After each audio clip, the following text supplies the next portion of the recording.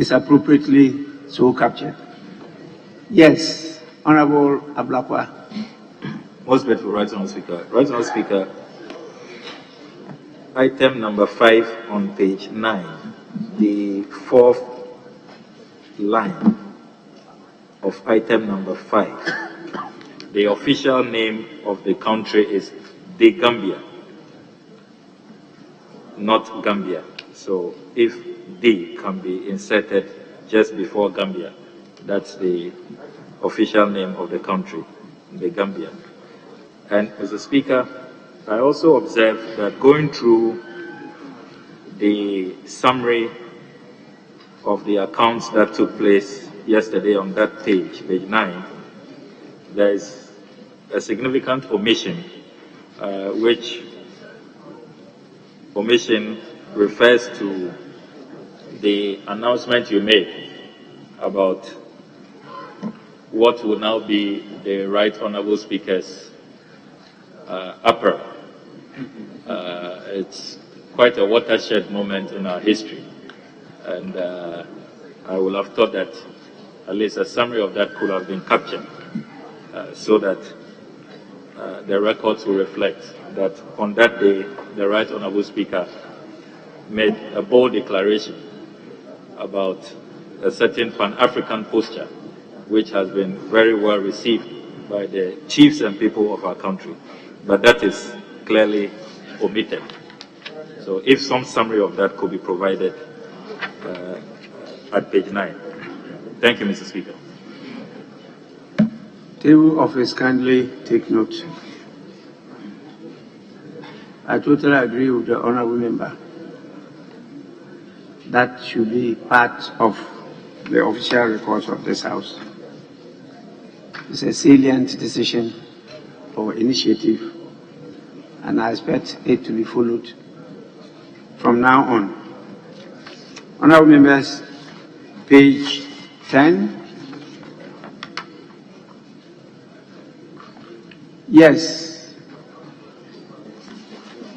Honourable Speaker, going through the narration and flowing out from what Honourable Ablakwa said, yesterday you made a very critical statement in the House based upon what transpired before we rose, to the effect that because you are the Speaker and the leader of the House and the Speaker of Parliament, you accept responsibility of what transpired on that fateful day, and you did also apologize to that effect. And I didn't see that captured in the votes and proceedings, and I'm thinking that because it was so remarkable, it should find expression in the votes and proceedings. Thank you.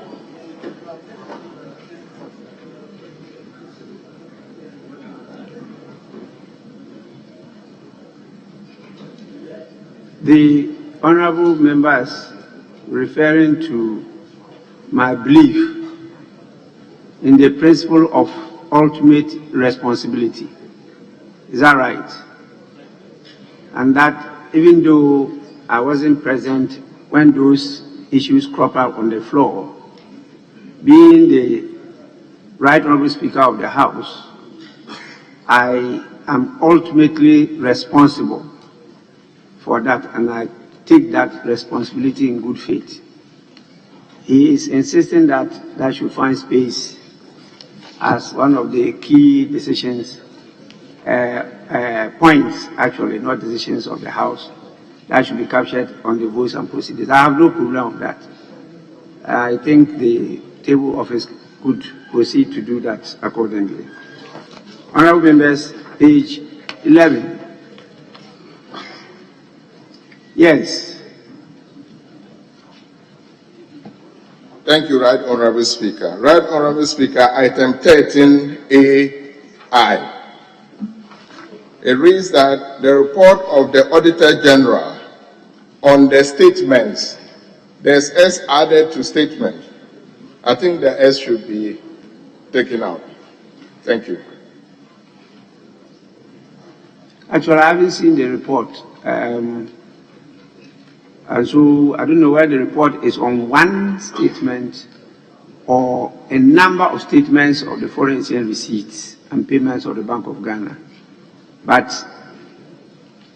if it didn't cover the first part, but only the second half, then it will be one statement. We're talking about 30th June 2021. So if it's only one statement, he's right, the S should be deleted.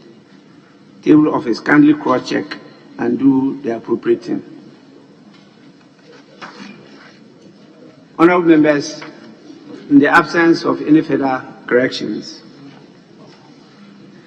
the votes and proceedings of the first sitting held on Tuesday, 25th January 2022 are adopted as a true record of proceedings. With this, I move on to the available copy of the official report, and that one is dated Monday, 13th December 2021. Any corrections? Yes, Honorable Blackwell.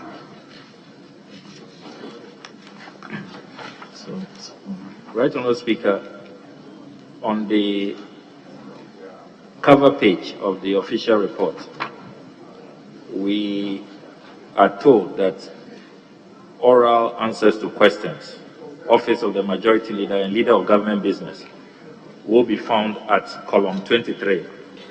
But, Mr. Speaker, when you peruse column 23, there's no such thing. We only have the motion on the GOG, QG, MI, Rango Construction Company Design and Building Contract. So, Mr. Speaker, if the oral answers to questions, Majority Leader and Leader of Government Business could be deleted from the cover page because it does not reflect the content of the official report. Table office, kindly do the right thing. It was scheduled to be answered. For good reason, it wasn't done. I did request the member to see me. He was in my office. Unfortunately, I was caught up with some other things. Even though I got his request, I couldn't attend to him. So we'll do that this afternoon. Then, if it is necessary for us to come back to the house, we'll do so. Honorable members, in the absence of any further corrections to the official report, the official report of Monday, 13th December 2021 is hereby adopted as a true record of proceedings. We can now move on to item 5. Urgent questions. And before we take 5A, I want to inform the House that I've been officially informed that the Honorable Attorney General and Minister for Justice is unavailable, and they requested for his question to be moved to another date. The person who has filed the question has been informed, and he has agreed to that, and it will be shifted to another date, and so it will not be taken today. So we only have 5A, which stands in the name of the honorable member for Atebubu Amantin, Honorable Sanja Nanja. Honorable member, you may ask your question now. Thank you, Mr. Speaker, for the opportunity given me to ask the Minister for Defense. When the armed military personnel deployed to the African Plantation for Sustainable Development, APSD, Ghana Limited, at Ateba Amanti constituency will be withdrawn, since their presence is brewing serious tensions among the inhabitants of the area. Yes, Honorable Minister for Defense.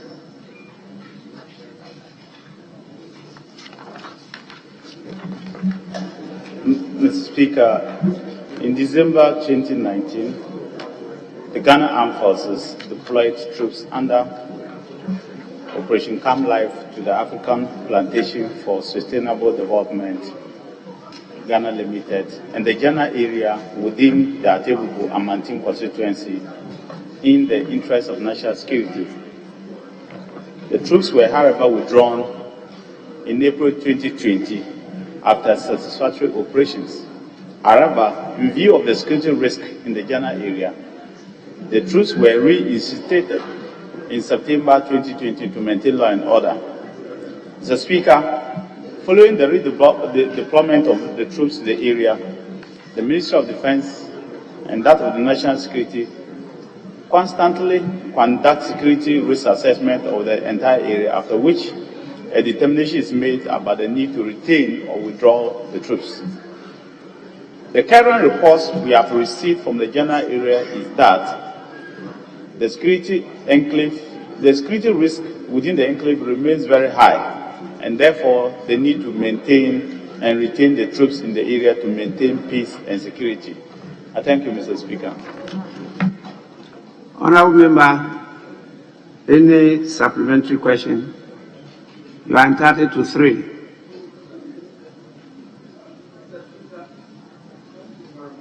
Please, your mic. Mr. Speaker, thank you. I don't have further questions, but except with your permission, if I could submit a document containing the survey of an NGO called Youth Volunteer for Environment, which contains the real situation that is prevailing in the plantation. If you will grant me the permission, I have the document here. The situation there is very volatile, more than the way the minister is presenting it. Thank you. Honourable Member, yes, you are entitled to present a copy of that petition to the House, but it's proper you also make a copy available to the Minister for Defence, so that the Minister could go deeper into it. If there's a need for him to report back to the House, he will do so. And then based on that, if we need to set in motion our committee on defense and interior to follow up, we will do so. So you are permitted to lay that paper, but make a copy available to the Minister for Defense. Yes, please. Thank you, Mr. Speaker. I think the document is ready for submission. Yes, table office, kindly take possession of the documents so late. In the meantime, we are not referring it to the committee yet. We will be expecting more work to be done by the minister, and if there's a need, the minister will report to us on this matter. Kindly do it together. Honourable Member, please get in touch with the ministry. These are national security issues and it touches the whole nation, not just your constituency. Yes, Honourable Minister, I, on behalf of the House, thank you for coming, attending upon the House and responding to the questions. You are most welcome, and thank you once again. We move to item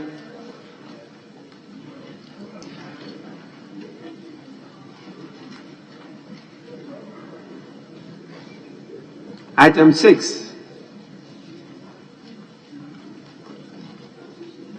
that is on statement. And yesterday, you all recall, I deferred one statement which stood and is still standing, the name of the Honorable Wayomi, and therefore I will let him start the ball rolling today. Honourable Member, you may now make your statement. Thank you, Mr. Speaker. Mr. Speaker, we join a score of Ghanaians to express our utmost disappointment at the abysmal performance of Ghana Black Stars, leading to their unprecedented early exit from the ongoing African Cup of Nations in Cameroon. Ghana Black Stars, one of the top teams on the continent of Africa, did not live up to the expectations of many across the continent, the rest of the world, and in particular, Ghanaians at the ongoing African Continental Football Games in Cameroon. Mr. Speaker, a flashback of the performances of the Black Stars show that the first time they exited the AFCON tournament in the first stage was in 1980 in Nigeria with 3 points as defending champions. Then in 1984 in Cote d'Ivoire, they exited also with 3 points. And in Egypt in 2006, an early exit with 3 points. But this is the first time in the history of Ghana the Black Stars exited the first and basic stage of the tournament with just 1 point.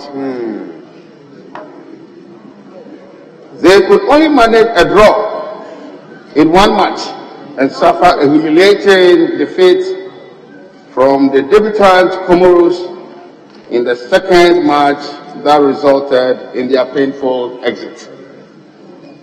Mr. Speaker, this disappointing development can be attributed to poor management of the team right from coach selection, player selection, and poor coordination of pre-tournament preparations.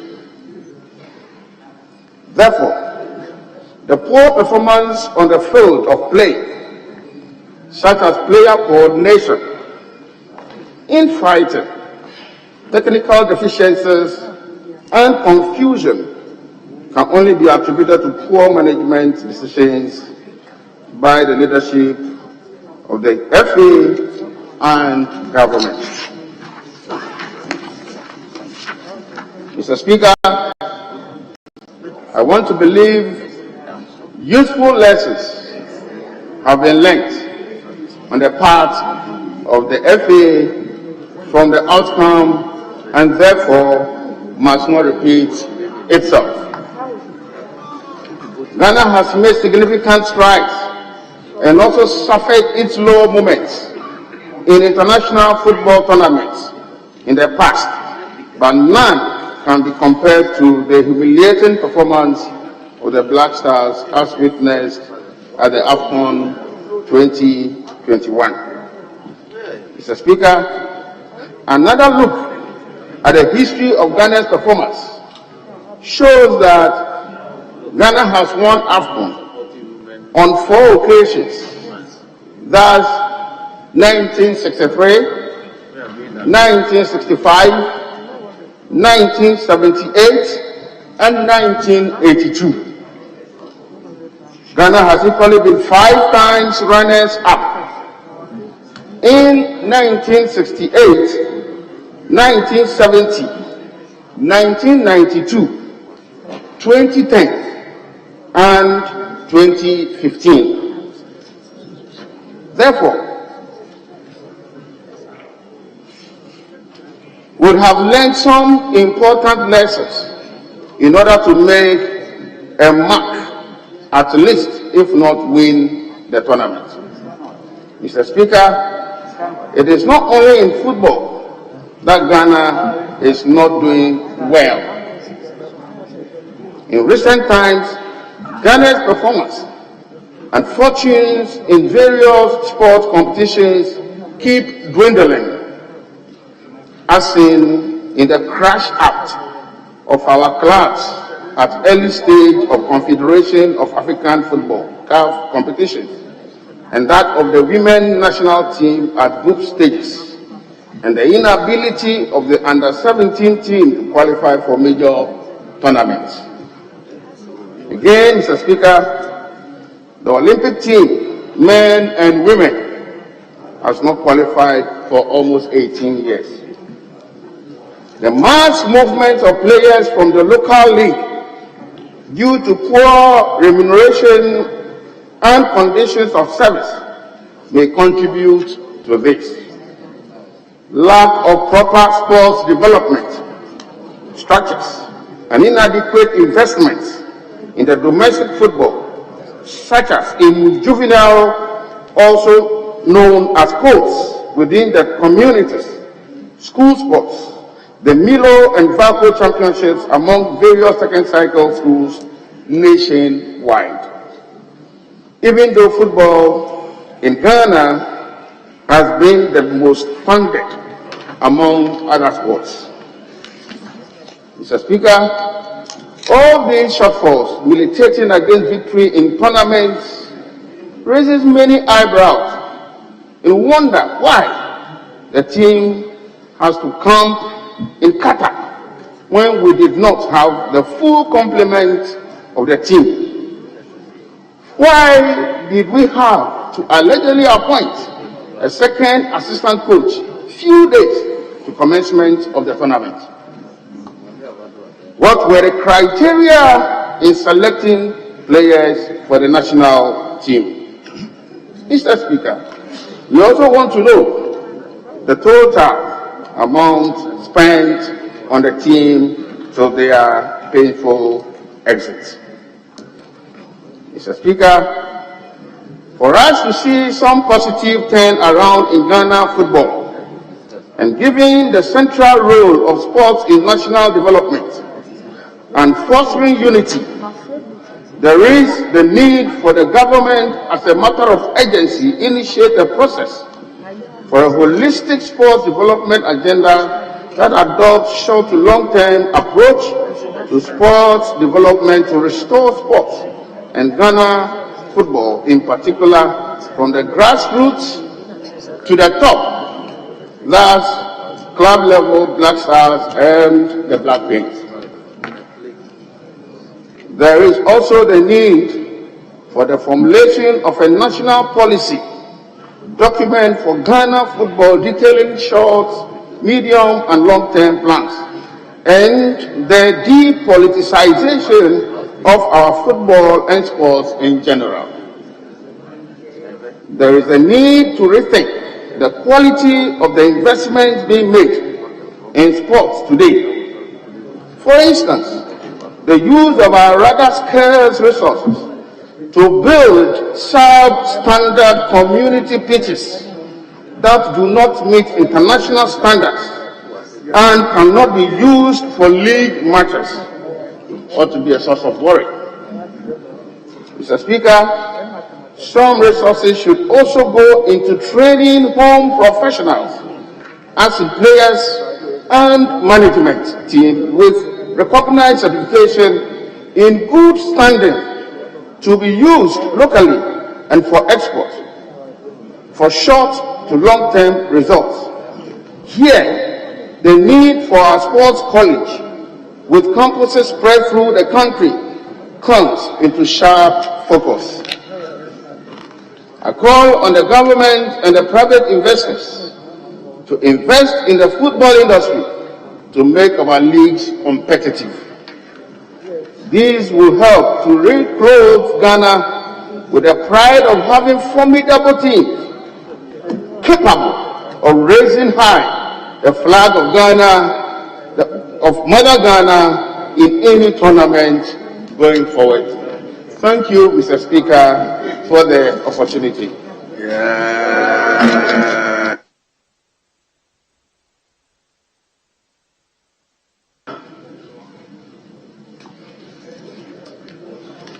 Yes, Honorable. Thank you very much, Mr. Speaker. Mr. Speaker, I listened to my brother Woyome, and the chamber was very quiet because the heart of Ghanaians are broken. Our national team is in disarray, total disarray. The minority leader is not here. Honorable Bafuwa is not here. They are very serious sports administrators. They both own football clubs. As a matter of fact, the minority leaders player was in the national team, the youngest player, very, very talented Ishaku. Most of us don't even know.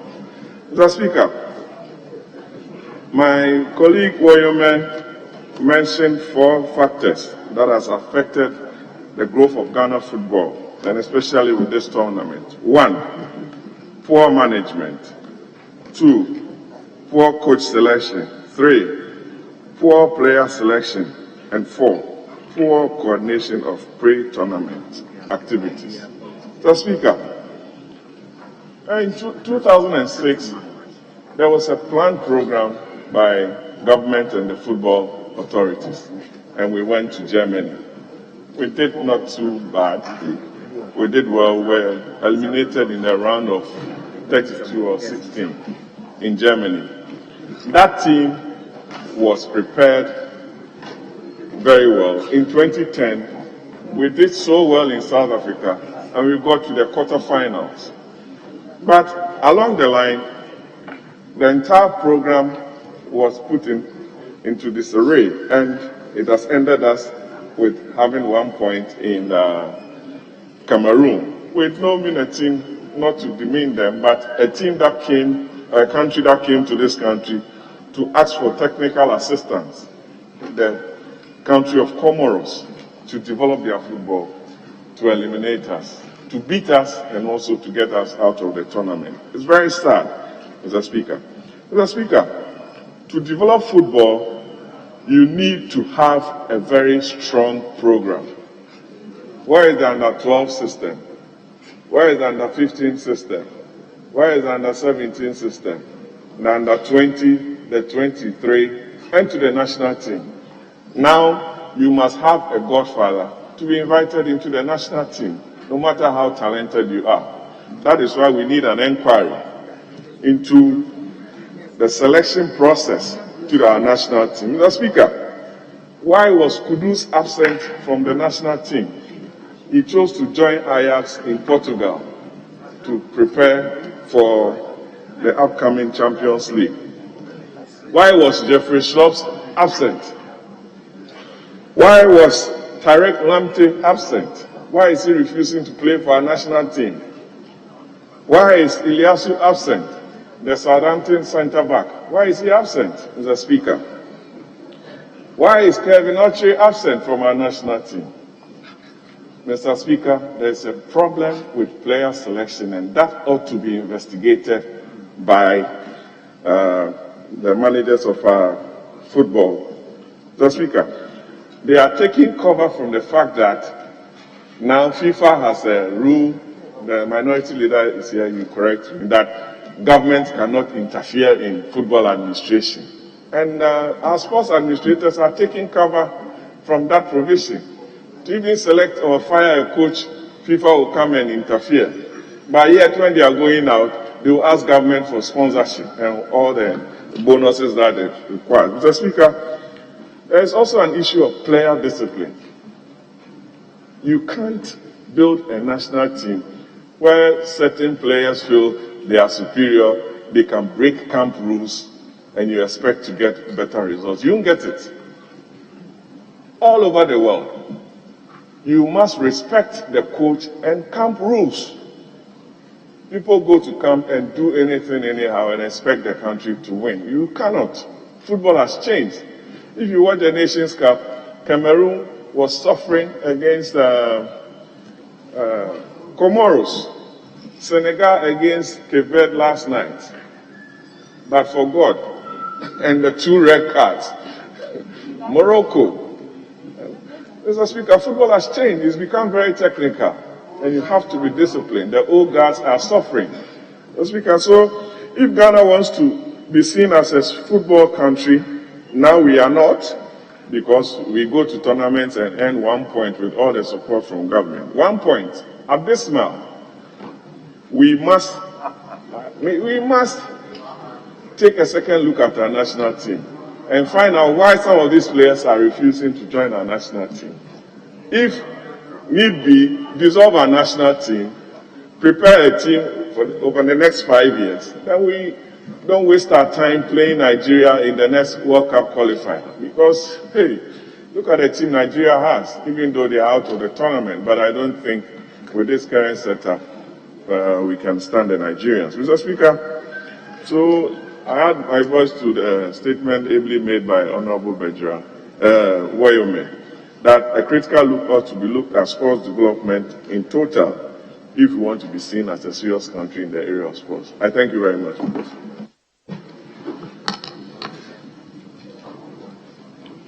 Yes, Honorable B.T. Baba. Thank you very much, Mr. Speaker.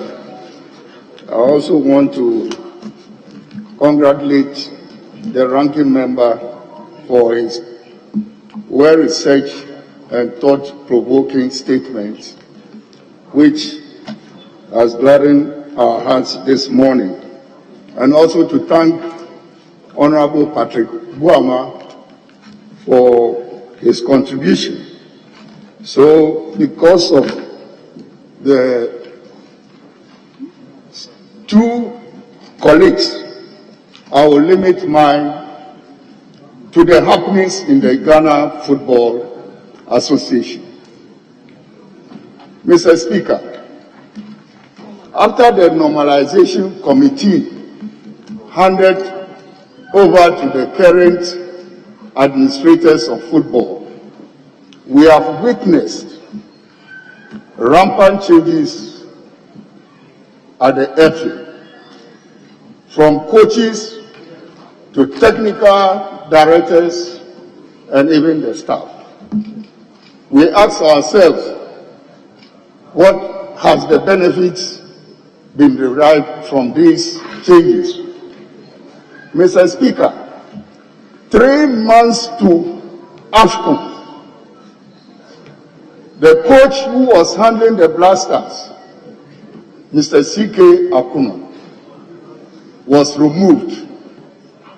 Alongside him, the technical director of the Ghana Football Association, Mr. Oti Akenten, who himself, a very renowned football coach, was also removed. In place of C.K. Akuno, they brought a Messiah by name Milovan to come and handle the Blasters. Mr. Speaker, the FA itself should be reshuffled. They deserve to be removed, not by government, because of the long hand of FIFA or the international sports federations, but by their own constituents. Those who constitute the General Assembly of the FA must rise up to this challenge. They had the opportunity of telling the whole country that they did not like Osiapia, who was then the coach. They brought in C.K. Akuno, that he had performed badly. They brought in Milovan, and they have asked him to also go. And yet those who were doing the search and appointing the people, the Blaster Management Committee, continue to be in office. The FA has every right to remove that group, pending their own Congress, to account for their stewardship to the people of this country. $25 million was made available for their preparation in both the World Cup series and AFCON. Then we sat down, as they claim to be the football people, and took the team to Qatar for camping. An ill-prepared team, they arrived in trickles, not as a team. They went with the body and left the soul in Ghana. Once Nigeria were camping in Nigeria and moved their people along the team, Cameroon as well, Ghana, our Black Stars were in Qatar. How can this be possible? In the good old days, they trained in Ghana, they carried the people along with them and received massive support anytime they were playing either at home or abroad. So, Mr. Speaker, the call for a probe is well directed. And I believe that the FA have conscience. They should immediately dissolve the Black Star Management Committee to prove that they are up to business. Mr. Speaker, regarding development, at times it looks like we are too quick to mobilize money to participate in international sports events. To me, that is promotional. We are not thinking about the development aspect of it, which means you must have a structure of, let's say, courts or juvenile football transiting into the third division level, to second, to first, to premiership, and to schools and colleges, as well as to CESA Games and National Sports Festival. Currently, school sports for the past 3 years has not been organized in the country. COVID has come in, and then not even they were relaxed in the restrictions. We failed to give them money, at least to organize the non-contact sports events. So school sports as it is now, the batch of youth who would have been ready to move into the various structures are non-existent. Gusa Games for the universities, now the emphasis has moved from the junior and senior highs to the universities. That is where the cream of talent for sports development have now been shifted. How do we support Gusa Games? CESA Games is no more the place where you can get all your national teams gainfully employed and given ample time to train and to participate in sports activities is also not being considered. So I would like to urge the Minister for Youth and Sports to think about the developmental aspect of it. The provision of first-class pitches or sports facilities. I know an attempt is being made by the National Youth Authority, but whether they are doing it to meet the international standards is also another thing.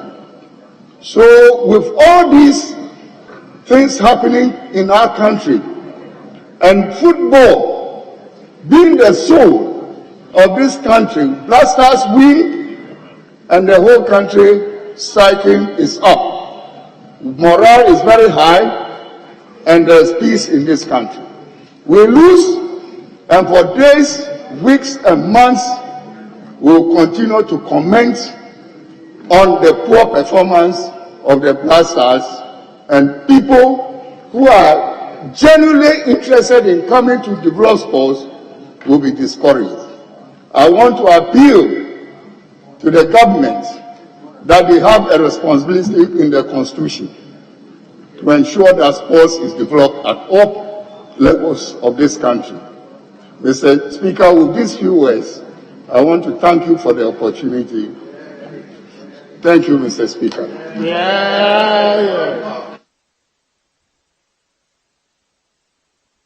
Honourable members, kindly permit me to perform one function, and then I'll hand over to my deputy to continue. This is an important statement, so he'll give you opportunity to make your comments. So just a few minutes. You know, from the very beginning, I did indicate that we're hosting a workshop of the Commonwealth Parliamentary Association, Africa region on trade, security, and other issues.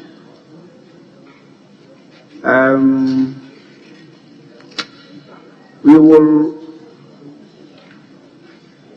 have to take this time to acknowledge the presence of some of our colleagues who are participating in the workshop from various sister countries, and they are here at the public gallery listening and observing what is happening in the chamber. These are members of parliament from the United Kingdom, Nigeria, Seychelles, Cameroon, Mozambique, Malawi, Zambia, Kenya, Sierra Leone, and the Gambia. They are accompanied by some staff of the Commonwealth Parliamentary Association United Kingdom branch. Honorable members, I want to take this opportunity on your behalf and on behalf of the Parliament of Ghana to once again welcome them all to our dear country. I did in my opening address to the workshop thank them for the decision they took to give Ghana the opportunity to host this very important workshop. Once again, I thank them for that opportunity, and I want to urge them once more to take some time up and visit some interesting places in our country. And I'm sure honorable members will facilitate these visits. As you make your comments on this statement, I'm sure a lot of them will be enjoying some of the things you are saying. I would have liked to be heard on this matter because I am a sports enthusiast and I've followed sports since my childhood, and particularly football. But unfortunately, I have to go to attend to other business. So, honorable members, you have the opportunity to continue with this statement, and there is one other statement standing in the name of Honorable Adams Abdul Salam, which my deputy will take. And then he will now be guided by leadership as to what to do. I have to go and present the closing remarks to the workshop. And so, with your kind permission, I call on the first deputy speaker to take the chair. Yes, we may now continue with your comments. Yes, Honorable Lady, is that the Deputy Minister? Minister of State, Works and Housing, Honorable Speaker. My apologies. I don't have any authority to reduce your rank. Forgive me for that. Minister of State, Honorable Freda Prempe, am I right? Yes, Honorable Speaker. That is good. You changed your listen today, so very difficult.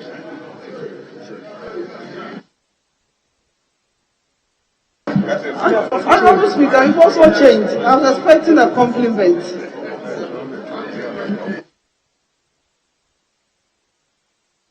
Yes, honorable member, you may continue. Thank you very much, Honorable Speaker, for the opportunity to also add my voice. I would also like to take it up from where my Honorable B.T. Baba left off. He was advocating that the FA should be dissolved. Ghanaians are very hurt. Ghana is a football nation. We have passion for football. All of us love football. When we qualified for the World Cup in 2006, I had the opportunity to be in Germany to support the team. And we have followed the team up from that time till now. Unfortunately, it doesn't seem to me that we really want to win any cup for this country. Everybody is talking about the coach. We've left the technical team behind. We've left the players behind. Unfortunately, he is also bringing the FA up. Something went wrong somewhere that has to be addressed. It has to be identified and addressed. Who appointed the coach? Who sacked C.K. Akuno? Why did they push Kwesi Appiah aside? This is somebody, a coach who cannot even communicate in English. He has to use an interpreter. What if he says A and the interpreter says B to the players? What happens on the pitch? You could see the technical bench arguing with the coach. Nobody knew what was going on. And Ghanaians were sitting on thorns, hoping we could redeem our image. But look at what happened. And people think that Comoros is no team to write home about. No. Once the team has qualified for the AFCON championship, he has prepared to come. Look at the way they played Cameroon. Mr. Speaker, it looks to me that we have to put in more effort in building our team. Yes, the ranking member spoke about poor management, poor preparation, poor selection of players. I would like to add poor commitment by the players. You didn't really see that zeal in our players. Yes, we have very skillful players, but they play with different styles in different teams in different countries. And when it's time for us to play a tournament or play for a championship, we call them. And as we can say in Chi, like Trefre Kobo, we call them individual players. Then we count them 1 week or 2 weeks. Then we go in for the championship. How long can this country continue to spend money on the players, on our teams, and how long will they continue to disappoint Ghanaians? The Ministry of Youth and Sports, the government put in all necessary effort, whatever they needed, to prepare them for this tournament. And what went wrong? The day we lost to Comoros, that night, one player flew Partey to go and join his team. So it means, and it tells you a story, that even when he was playing on the pitch, he was just, making sure that he will not hurt himself so that he go and play as if he knew we were going to lose anyway. So we need that commitment in our players. We spoke about management. The government is making all the necessary effort to equip all our regions with pitches. Now we are putting up astroturfs across the country. Yes, National Youth Authority is doing well. The inter-schools sports is also, I think because of the coverage somewhere along the line, they had to hold on onto it. But with the SESA Games, Mr. B.T. Bapa, I think recently they held SESA Games, but for COVID they had to hold on as well. So it's good that we revive all these sporting activities. But we have to start preparing from the base. The codes, how are we preparing our codes? How are we preparing our starlets? How are we preparing the meteors? How are we preparing the blasters? How are we preparing the female teams? The princesses, the black queens? Yes, we've not lost it all. In some other disciplines, we are doing well, we are doing much better. But football is becoming a problem. We are investing in football, but the outcome hasn't been good so far. I think that if the FA can do us any good, they shouldn't wait for us to ask them to step down or resign. What happened to the Nigerian coach, the assistant coach? When they lost, he stepped down. But in Ghana, we find it difficult to take certain decisions. And I've been told and heard that the coach is telling us that his core mandate was to prepare, if it's true, that he said that his core mandate was to prepare the Black Stars for the World Cup. Is he going to send a new set of players to the World Cup? Or is he going to use a new set of players to prepare for the World Cup? Or is he going to use the same set of players or cold mode to prepare for the World Cup. It starts with something, and the coach must be held responsible, the technical team must be held responsible, the FA must be held responsible, and all other stakeholders who sat back and looked on for the Black Stars to perform abysmally at the ongoing AFCON competition in Cameroon. Mr. Speaker, unfortunately, we've not done well when it comes to AFCON, apart from the 1963, 65, 78, and 1982. We've been 5 times runners-up in 1968, 1970, 1992, and 2010. But Ghana as a country, we are yearning to touch the trophy again. We are yearning to win the cup.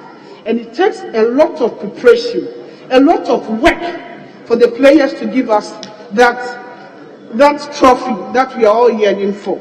Mr. Speaker, a lot of people are complaining, a lot of people couldn't even eat on that day. A lot of people, people from all over the country, all over the world, people supporting Black Stars. Mr. Speaker, we don't even feel the atmosphere, the zeal that Black Stars is even playing in Cameroon. Because before they even left, people didn't even have hope that we will get anywhere. And unfortunately, they proved all of us right.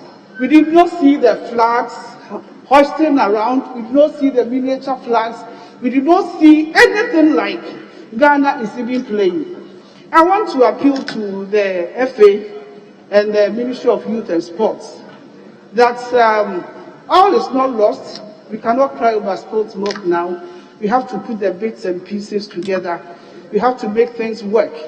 Now Ghana is paired against Nigeria, and the 1,001 commentators have started talking that Nigeria, as for Nigeria, will beat Nigeria to qualify for the World Cup. We also how Nigeria played at the AFCON. We also how they played their last match, the zeal, the commitment with which they played. If indeed Ghana is going to play Nigeria to qualify for the World Cup, then we have a lot of work to do. I don't know whether the call to dissolve the team is in the right direction, or whether we should invite other skillful players to join the team, or we should even invite them now and count them, for a longer period, so that the coordination, the communication will work on the pitch. There are so many things that needs to be done before the Ghana-Nigeria match, but I haven't heard much, I haven't seen much.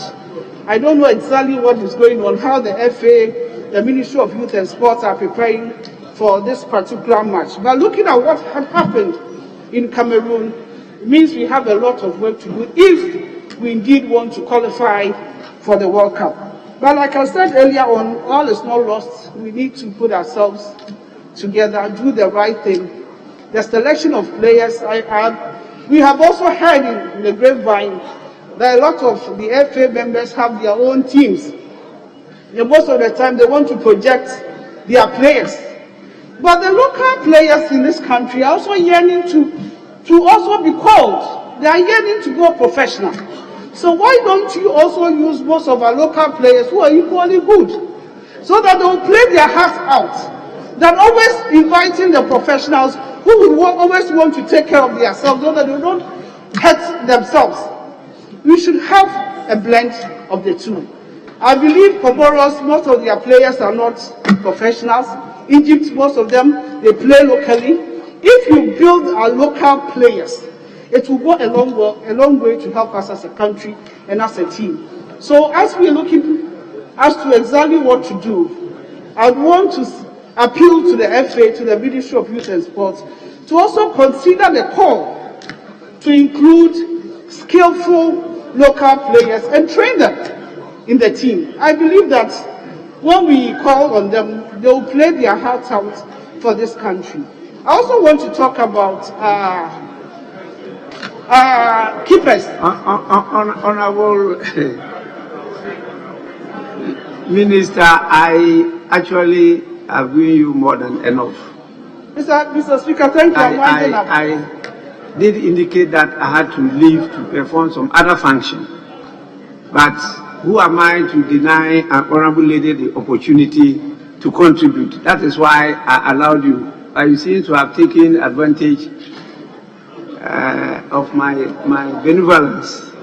Mr. Speaker, I realize you are enjoying my presentation. I was actually enjoying it, particularly coming from a lady. And your knowledge of the subject area is really very deep. So I was enjoying it. Thank you, Mr. But Speaker. if you can just conclude. Thank you.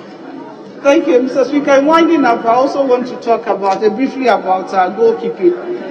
We really missed the Richard Kingstons, Fatau Dauda, and all those guys.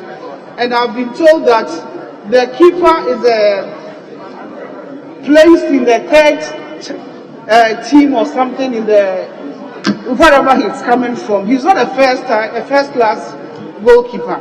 If you're going to play Nigeria, we should also look at our goalkeeping.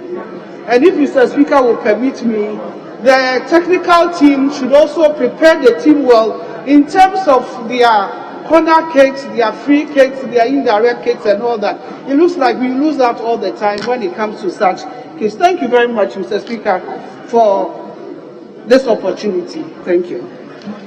Yes, Honorable, I also thank you for accepting to wind up. I want to, before I depart, assure you that the First Deputy Speaker will give the appropriate directives where we want our committee to be part of the process of finding solutions to this serious challenge. So you continue with your comments, but I have to perform one more important function. You all know that by Article 187, Clause 15 of the 1992 Constitution, which says that the accounts of the Office of the Auditor General shall be audited and reported upon by an auditor appointed by Parliament. We haven't done that for a time now, and therefore we have some areas, and we think it is an urgent matter that we have to do to appoint an auditor to audit the accounts of the Office of the Auditor General. And so I'll allow the majority leader and leader of the House. He's doing that in the capacity of the majority leader and leader of the House, not Minister for Parliamentary Affairs. The other people addendum will be shared to members. And you see we have 2 items on that. He will be moving the motion, and then we will then inform members of a committee that we are going to establish as Parliament to set the process in motion towards processing and appointing the auditor to audit the accounts of the Office of the Auditor General. And so I want to call on the majority leader to move the motion numbered 1 on the order paper addendum of today. Majority leader. Mr. Speaker, before I move the motion listed as item number 1 on the order paper addendum, just to correct the construction. Line 1, 2, 3, 4, 5, 6. Line 6 should read, to recommend for appointment by Parliament. And then 6, an auditor to audit and report on the accounts of the Office of the Auditor General. The Speaker, that will reflect the language of Article 187(15). So, if you agree, then I'll move the motion. That notwithstanding, that is the procedural motion, that notwithstanding the provisions of Standing Order 81, which require that no motion shall be debated until at least 48 hours have elapsed between the date on which the notice of the motion is given and the date on which the motion is moved. The motion that this House constitutes an ad hoc committee composed of honourable members to recommend for appointment by Parliament an auditor to audit and report on the accounts of the Office of the Auditor General may be moved today. I so move, Mr. Speaker.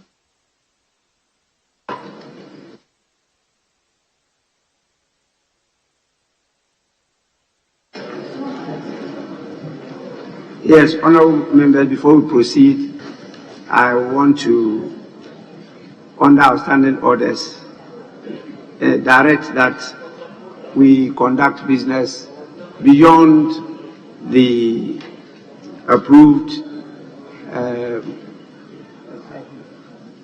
period for the sitting of the House.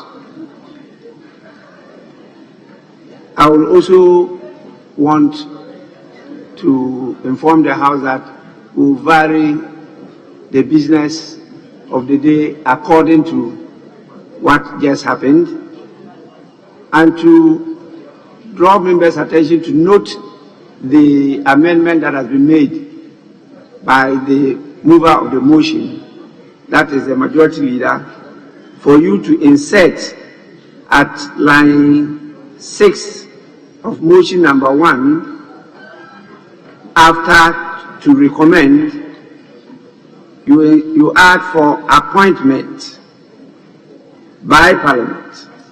So you delete 2, by Parliament. And then in line 7, after audit, you add and report on the accounts of the Office of the Auditor General may be moved today. So it reads that notwithstanding the provisions of Standing Order 81, which require that no motion shall be debated until at least 48 hours have elapsed between the date on which notice of the motion is given and the date on which the motion is moved, the motion that this Honourable House constitutes an ad hoc committee composed of honourable members to recommend for appointment by Parliament an auditor to audit and report on the accounts of the Office of the Auditor General may be moved today. Yes, it is seconded. Speaker, I beg to second the motion. Motion moved and seconded is for the consideration of the House. Since this is a procedural motion, I put the question. Those in favor say aye. Those against say no. The ayes have it. The motion is accordingly adopted. Now we move to item 2.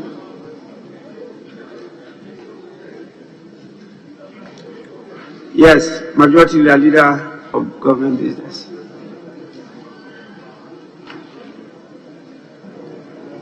Speaker, I move to the motion listed as item number 2, and I beg to move that this Honourable House constitutes an ad hoc committee composed of the following honourable members to recommend for appointment by Parliament an auditor to audit and report on the accounts of the Office of the Auditor General. Speaker, the following 4 members have been slated: the Honourable James Kluche Abeji, the Honourable Dr. Festus Ewuakofi, the Honourable Dr. Stephen Amoa, the Honourable Samson Tangombu Chiragia. Speaker, it is recommended that the Honourable James Kluche Abeji is made the chairman of the committee. The Speaker, this is so because, one, this is an ad hoc committee, and second, that the Honourable James Kluche Abeji is the most senior member and also a member of the leadership who is part of this committee. And it's for that reason that unlike what obtains in practice, making the majority caucus members the chairperson of any such committee, that agreeably it should be chaired by the Honorable James Kluche Abeji, the Deputy Minority Leader, a long-standing member of the House, and also a member of the leadership, the only member of leadership on this ad hoc committee. Mr. Speaker, I so move. Any seconder? Mr. Speaker, I beg to second the motion and to state strongly, as the leader have indicated, that this was arrived at after a careful consideration and consultation with leadership to allow Parliament, as advised by you, to exercise our mandate under Article 1A715 to get this committee constituted for purposes of auditing the Auditor General. So it will be like a police policing the police. With this, Mr. Speaker, it will be chaired by no person than the Honorable Chair of the Public Accounts Committee, long-standing Deputy Leader. I therefore urge members to support the composition of this committee. Thank you, Mr. Speaker. Motion moved and seconded is for the consideration of the House.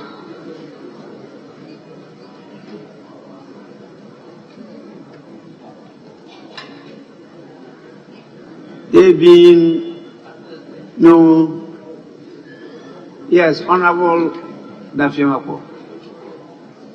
Mr. Speaker, safe to say that I know that by convention in this House, when we form committees, they are normally formed by odd numbers, 3, 5, 7. But I have observed that this one consists of 4 members. I will seek your guidance in the matter. In terms of the Honorable Member, the matter is too obvious for response, so I will not encourage anybody to respond to that your issue. I will, at this stage, hand over to the First Deputy Speaker to continue with the item on the order paper addendum. Then after that, it goes back to the statement on the performance of the Black Stars, and then there's another statement left for him to take. With this, I thank you for your cooperation.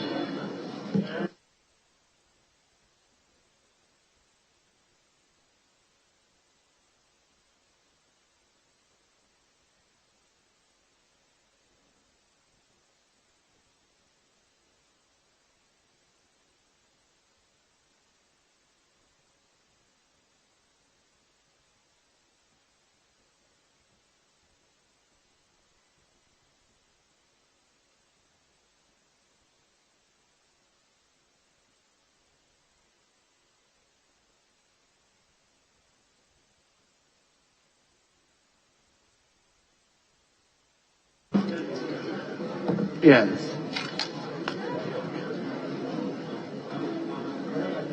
Honorable Majority, have we taken the motion on the order paper addendum yet? The Speaker was to put a question on the motion moved by the Majority Leader for the composition of the committee in order paper addendum for the committee to audit the Auditor General. Question on motion, Mr. Speaker. Thank you. That's where we were. Very well. Has the order 80 been taken? The order 81, has it been taken? The procedural motion. We have done that. Very well. Then we go to motion number 2. Very well. So all in favor of the motion, say aye. All against, say no. The ayes have it. The motion is carried. This House has adopted the motion to empanel the number of 4, as stated on the order paper addendum, to take the steps to select an auditor to audit the Auditor Generals.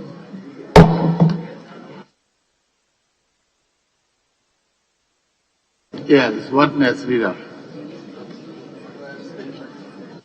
Speaker, we're on the Black Stars, so I was waiting for an opportunity to just make some concluding remarks.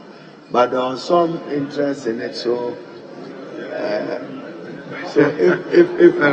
if I may be guided by the leaders, how many more will you? Okay, Mr. Speaker, so we are your hands on that. I'll wait for I'll wait when my colleagues have their bite. I just have some small contribution to it. Should I take 3 more from either side? 3-3. Is that acceptable majority? Very well. Yes, Honorable Member for Wa Central. Thank you, Mr. Speaker. Mr. Speaker, let me first of all thank the maker of the statement, the ranking member for Youth and Sports, and to say that this year's AFCON has been a heartbreak for many, many Ghanaians. We all thought Ghana was going to make some distinctive mark in this AFCON after a long dry up of victory and gold in AFCON. As we all know, football is the pulse of the nation. After many sports, the many sports activities have disappointed us.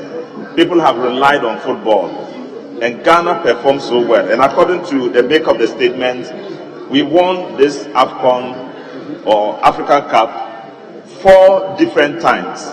And so Ghana's name is marked in one of the countries that have done very well in football. And for us to go into this year's AFCON and perform the way we perform is a very deep heartbreak. Many Ghanaians are unable to forgive the players, the technical team, and others. But Mr. Speaker, in order for any team to win or to have the confidence to go far, there are 4 or 5 support bases you will require. First of all, you need to have a good management team that can support with managing the overall impact of the game. You need to have a technical team that can take the team through the technicalities and ensure that we have a good playing body. And you need to have a domestic support base. And lastly, you need to have a good playing body. Mr. Speaker, we didn't have all the 4. We didn't have a good management, it was poor. We didn't have a good technical team. The results are shown in the performance. We have poor domestic support because I heard lots of people saying they are fed up with the poor performance of the Black Stars and they are not going to support the Black Stars anymore. They were preferred, many people are preferred to support teams like Chelsea, Manchester, rather than the Black Stars. Mr. Speaker, we all know that because of football, people of varied thinking, varied ideas, opposing each other, can come together as one in Ghana. And at a situation like this, when the country is completely divided, we needed to have something like this football to bring us together, for people to be happy together. Unfortunately, it didn't happen. And the pain was that we didn't even seem to be going, we didn't seem to play as if we were going to win. I, as a former sports minister, have always been very anxious when Ghana is playing. And so on this occasion, in the first match, I decided not to watch because the pain and the emotions are often so high that when you watch and you see yourself defeated, you can't sleep over it. Mr. Speaker, so I avoided it. In the second match, somehow I gathered some courage to look at the match. It was fairly good. In the third one, I had firm hopes that we were going to win because Comoros has not been a football nation. And I told myself, look, let's win this one. Let's go to the next quarter, the 16th.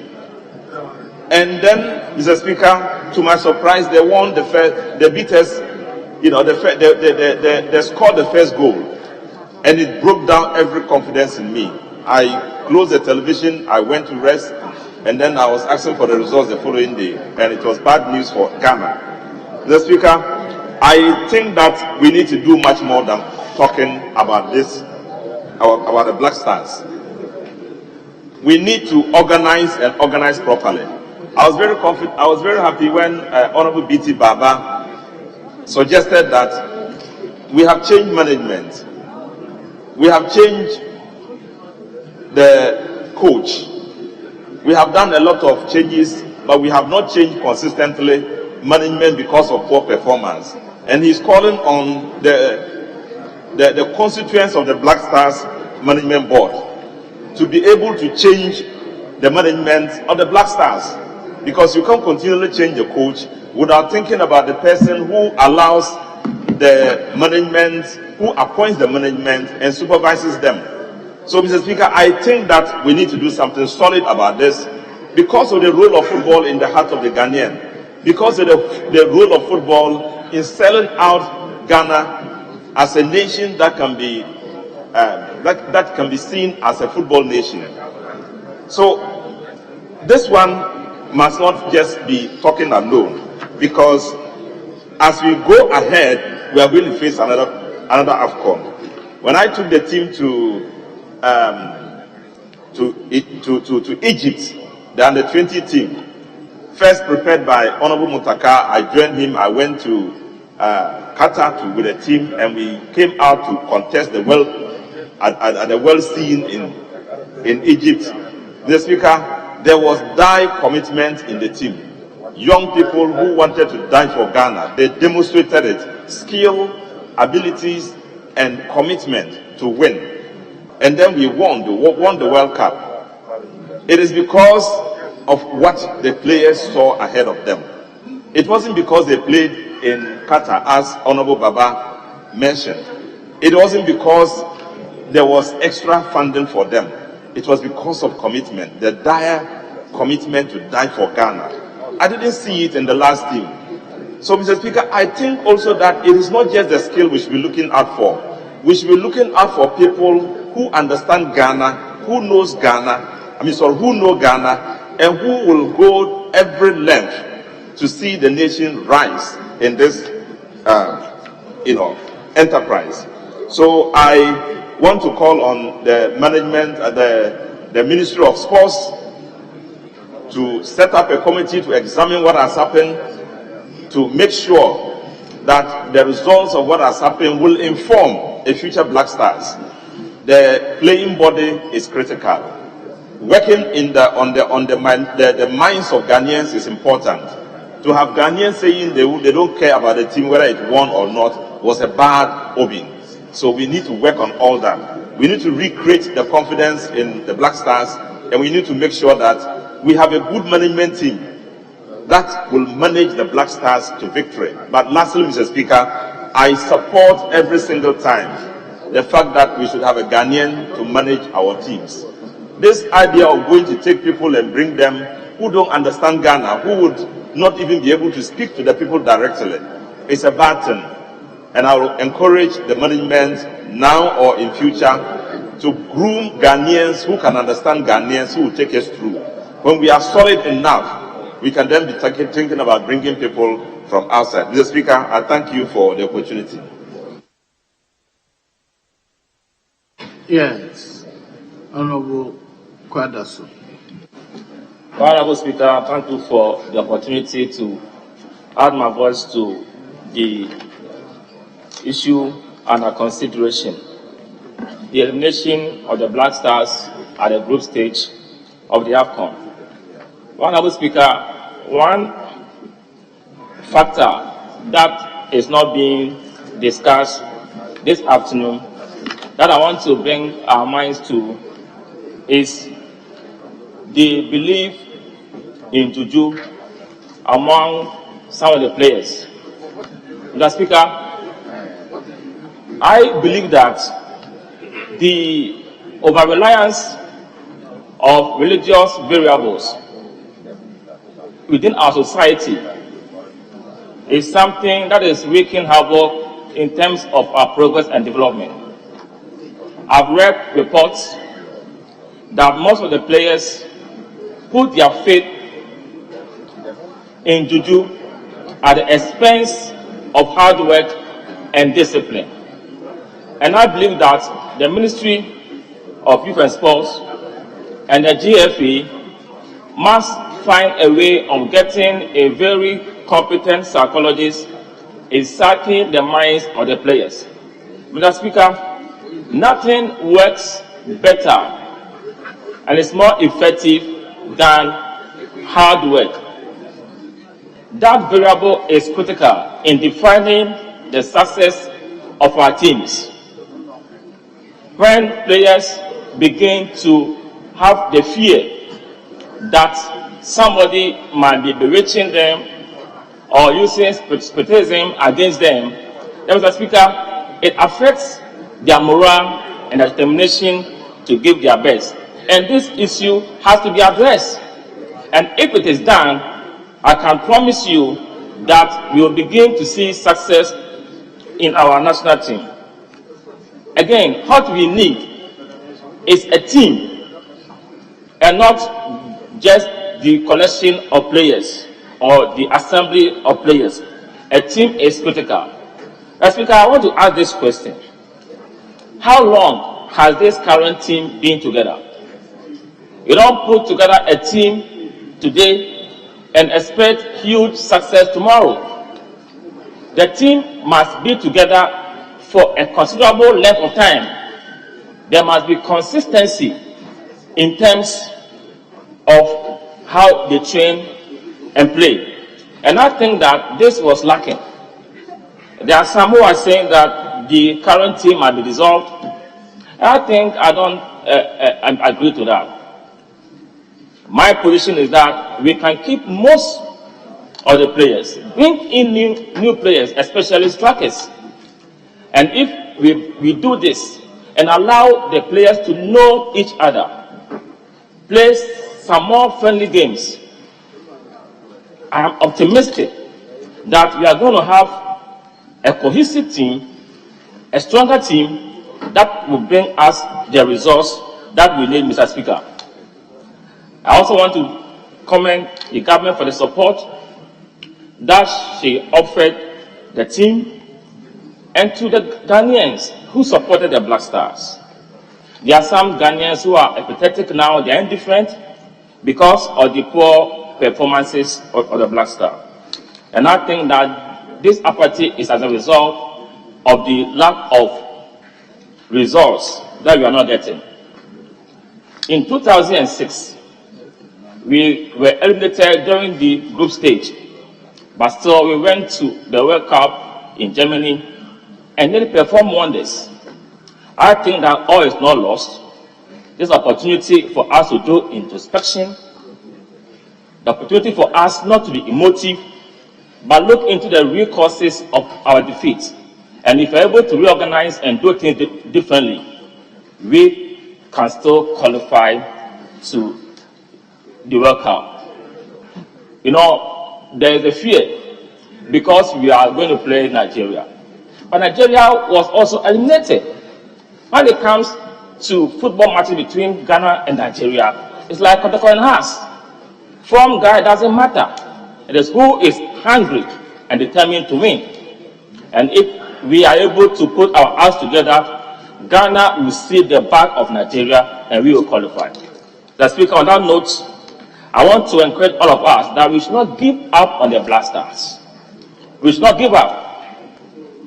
I believe that if we are focused, we can make progress. And in this day and age, there are no minnows when it comes to football. We have to understand this. Every country is capable of causing havoc when it comes to football. Look at Comoros. Look at Quebec. We didn't give them any dog chance. And we had a perception that they'll be walkovers. That mindset also might have caused us. But as I said earlier on in conclusion, let us keep hope alive. Let us be behind the Black Stars. The GFA and the Ministry of Youth and Sports must sit down and do things differently, and we shall get there. Thank you, Madam Speaker. Yes, Honorable Dana. Thank you, Right Honorable Speaker, for giving me the opportunity.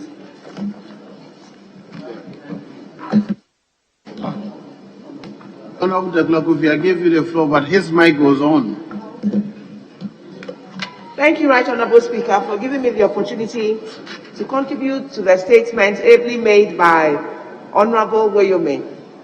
And I wish to disclose that last year, I joined the team of MPs who are football administrators.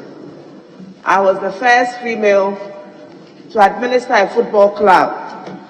Mr. Speaker, I did this to harness the potential of the teeming youth in my constituency as are littered all over the country.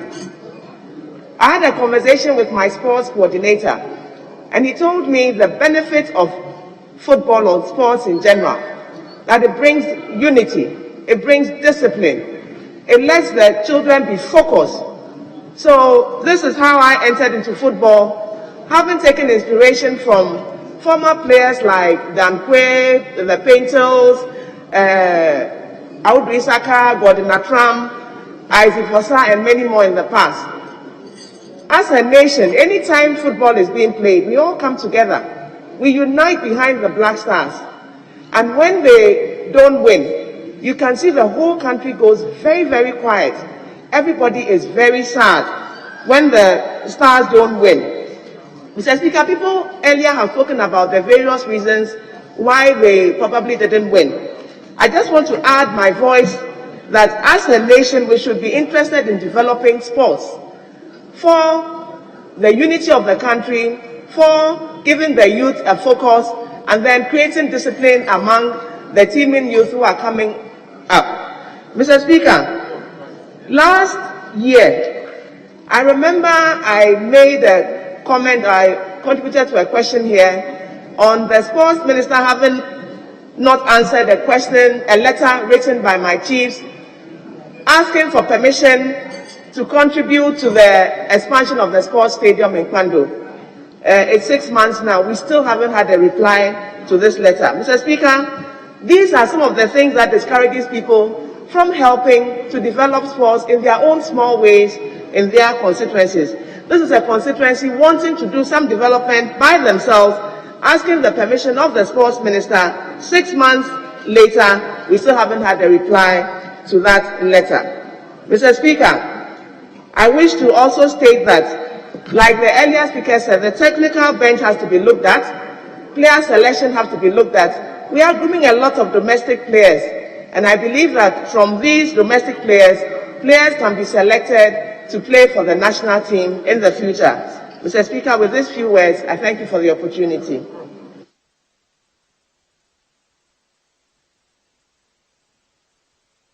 Okay. Honorable Lefiamapo first. Speaker, thank you for the opportunity to add my voice to the statement made by the ranking member on sports. Mr. Speaker, the bedrock of our football development in this country has been coast football. Today, our coast football is dead. Mr. Speaker, when we were in secondary school, we used to participate in what we called Milo Games.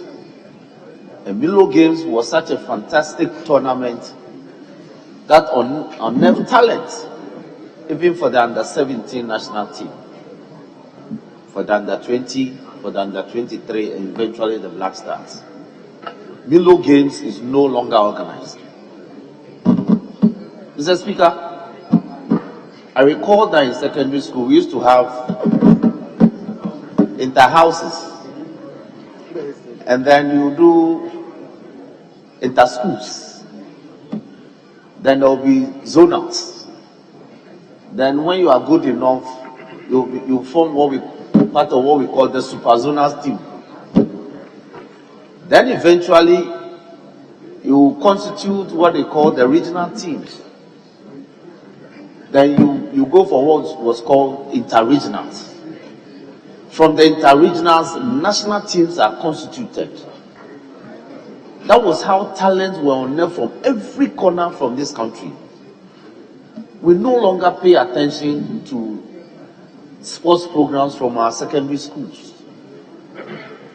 Mr. Speaker, I recall that when players are selected for the Black Stars, they normally would have called about 50 or more players to Winnipeg Sports College. Then they play what they call the Justify. So out of about 60 or more players, eventually a 25-man team will be constituted after you had participated in the Justify. We don't do those things any longer.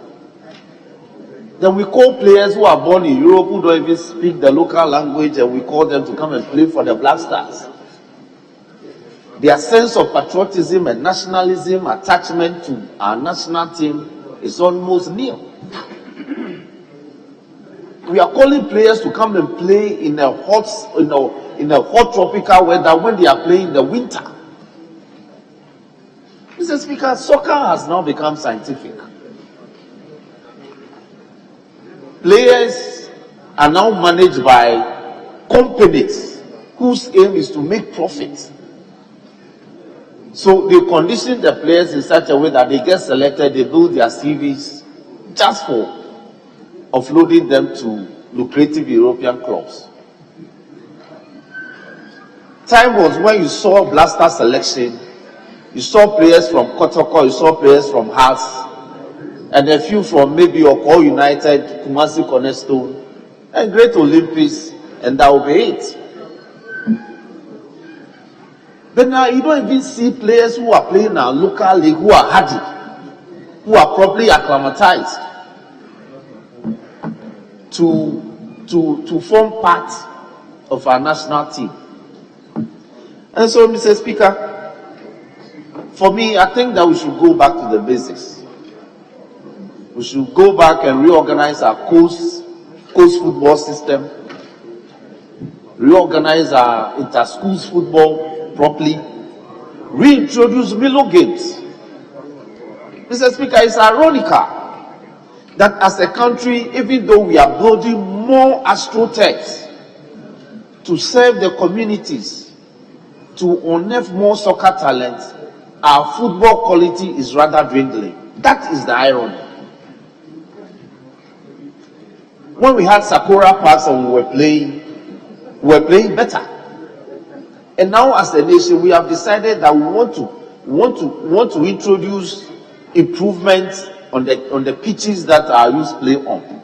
So we are spending money and building astroturfs. And yet the quality, ironically, is coming down. So, Mr. Speaker, I want to thank the ranking member for this statement. And that as a house, we should have a say. Because it's been said that football arguably is the only sporting activity that unites us as a people. Marriages are saved when the Black Stars when they do well, and marriages suffer when we don't do well. So it's important that as a house we take interest in how well our sports, especially our football administration, is run. Mr. Speaker, I thank you for the opportunity. Yes, Doctor. Minister, you have the last word after the leaders have spoken. Thank you very much, Mr. Speaker, for the opportunity. And I also want to thank the maker of the statement for the good work done, and hope that we all learn from the discussions. Do we have to shed tears for Ghana? We only reap what we sowed. But like it is said, in Ghana we have about 20 to 30 million coaches. And so whenever the outcomes are not good for us, we try to create so many different reasons that in the long run we don't even usually know what we are talking about. And what is painful is that we've done it before. When you are counting the number of countries that have won it so many times, we are always counting ourselves as is it the third or the fourth. We've won it 4 times, and I think we are the third after Egypt and Cameroon. And I'm saying we've done it before because if we go to our days of successes, that is in the 1960s, we can refer and remember how Nkrumah did it. He could call all the best players from all the teams, form what we call the Republican Football Club. And then that club will go and represent Ghana effectively. In other words, the Republican Club with some few players from Kotoko will represent Ghana. And we're performing very well. On 2 occasions, I think we won. And on 1 occasion or 2, we got to the finals. So under Nkrumah, we did it very well. I'm not saying that the same tactics can be used today. No, but that now we also have to fashion out a tactics that will work for us. But we've done it before. Nkrumah, during that time, was able to get this tactics to work, and we won it on 2 occasions. What about under a champion? Yes, this name looks like we shouldn't mention it. But football administration under a champion, he took it upon himself to even at one time be the commissioner for sports. And when they were going to play the finals, I think in Ghana here, in 1978, I remember he promised them a house. And the team that they were able to put up finally won the cup in Ghana here. I remember players like Abdul Razak, Polo and Co, who performed wonderfully to ensure that we won the cup. Now let us think of all this period. What did we do right that currently we are not doing? And you look at it, there are 2 things that you've got to look at. Government policy and then possibly infrastructure.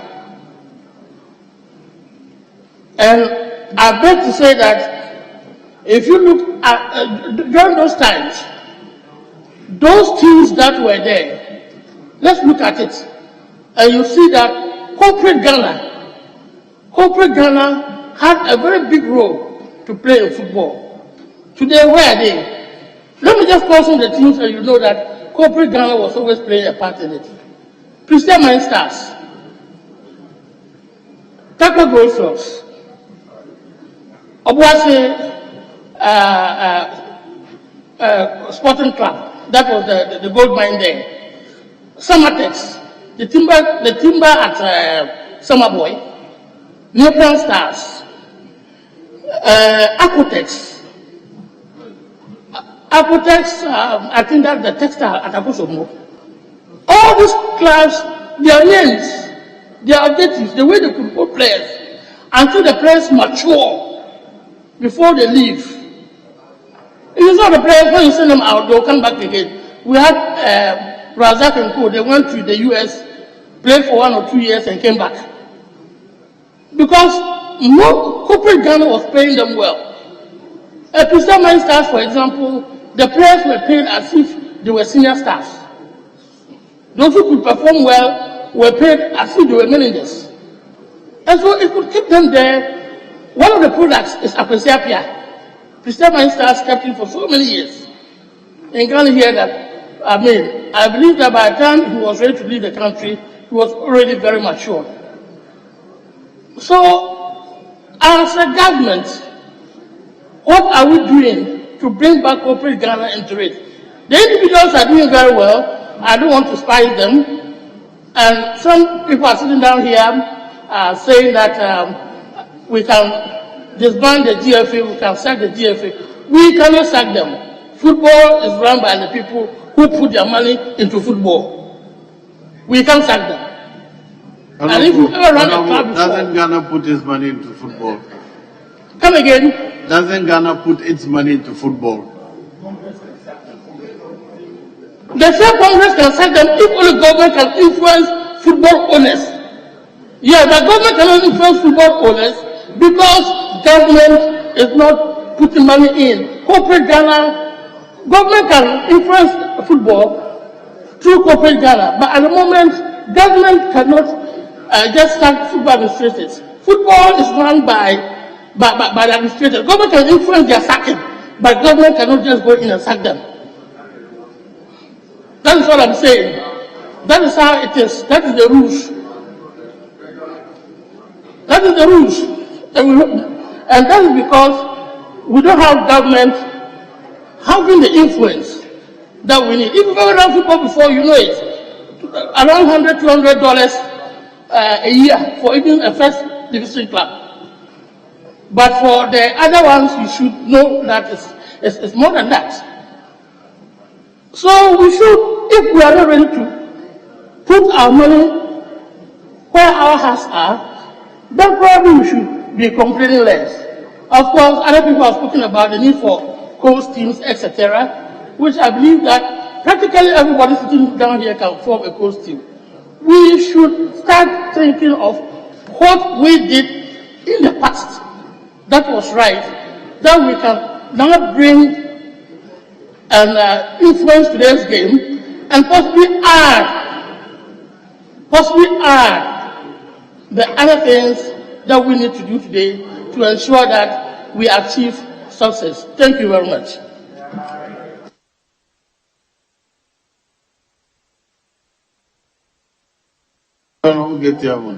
Were you listening from your office? Mr. Speaker, I was listening all the way from wherever I come from.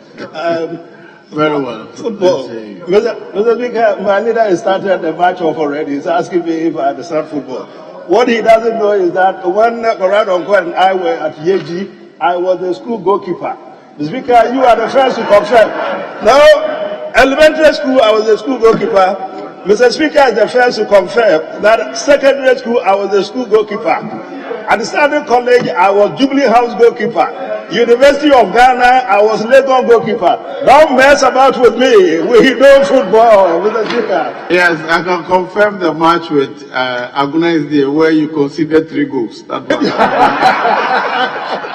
That was a particularly difficult day, Mr. Speaker, for us. Remember, both wrists were broken on that particular day. We had no defense. I had to be number 1 goalkeeper, and I had to play defense as well, 1 person. It was an awful day for us that day, and we lost by 3 goals to 0. Mr. Speaker, I'm happy that somehow I got here in time. I have been wondering when I was going to have the opportunity, Mr. Speaker, to give vent to my spleen of disillusionment. It's killing me. I've been looking for a vent. You mess about with this blast out of Ghana, Mr. Speaker, you will lose your life. I didn't watch the match, I must confess. I didn't. For some time now, I stopped watching them. But on this particular occasion, Mr. Speaker, I wasn't very well. I was afraid that if I watched them, my condition was going to deteriorate. I didn't. They become pretty risky, a bit like the English set of players we have now. Mr. Speaker, there's a question I want to pose to the Blasters of Ghana. LA number 1 country school, where you were there. You would all testify to my agility. I could dive to the ends of the post. I could. I'm a Lindsay the Cats. That's how they referred me to.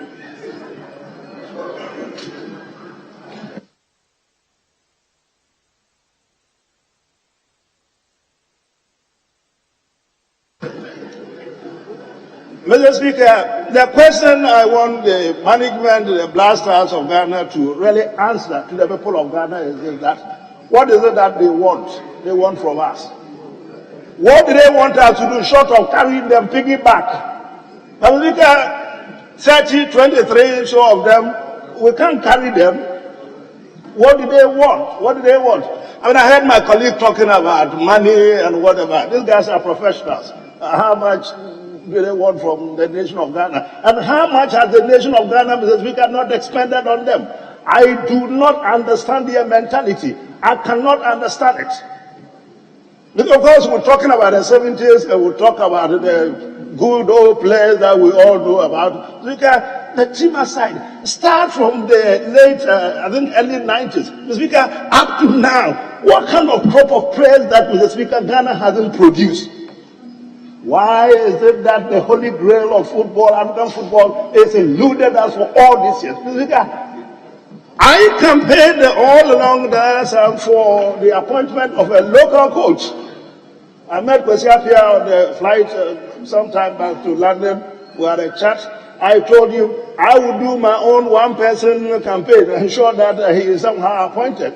Well, in the end, he was appointed to the glory of God. We're all pretty happy. I don't know what happened except Coach Middle Van Kronovic or whatever his name is. Well, who the hell is he?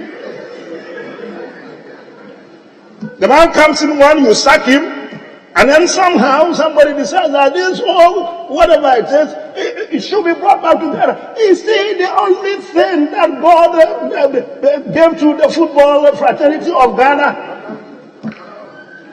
And you talk about players not respecting their coaches, their local coaches, and that is why they want foreign coaches. I mean, Bilovic. Mr. Speaker, and one horrible statement, I'm told that, because I told you I didn't watch it, but those who watched it, in the end, I'm told that in some after-match interview, he made a very stupid, if it is true, Mr. Speaker, stupid statement, a derogatory statement, racist statement. That, well, he had come to make sure that we qualify for the World Cup. Not the Africa. Can you imagine? Look at the kind of mentality. The man is gone loco. He's gone mad. Loco is mad. He's gone off his rocket. I mean, you see, we should be very, don't call me on a point of order, because Speaker is not going to call you, so you better sit down. When I'm in my element, he won't disturb my train of thought. So sit down, my friend. And you, I've got a problem with you. We need to resolve it. So sit down, let me complete my statement. If you sit down, let me finish this statement. Point of order, he won't call you. So what's your problem? Mr. Speaker, yes, Ghana deserves... Honorable, please. Yes, Honorable Maba. Mr. Speaker, Honorable, you can resume your seat. That's the procedure. Once I've been recognized by the Speaker. But can you resume? I respected Honorable, you were making very, very important point, and we're all following it. But you started bringing some words that, quite frankly, were mad, stupid. Those are not parliamentary. Secondly, the man, Mr. Melovi, is not here. So please, I'm just advising that. I mean, just be on the counter, and then you can take those words out, withdraw those words, and then we can move forward. Please. Mr. Speaker, he says the man is not here. I'm happy if we could get him an immediate flight back to Ghana so he can come and listen to how we feel about him. How much we feel about him. What was your complaint? He used the word mad, stupid, and I'm saying that those were not parliamentary words. No, I'm sure he is to have a statement he made. A statement. The fact that he came here to qualify us for... You can use another word. World Cup and not the... You can use another word. Yeah, and those words follow. So, I don't remember the words I used. Kofi Transini, you're making progress, so you are wasting my time. He deserves worse than this. It's not about him, it's about us. Forgive me, Mr. Speaker. He said he deserves worse than this. Unfortunately, it's about us. The statement you're making is also about us. So I was not paying attention. Us? Yes. It's about the Parliament of Ghana speaking.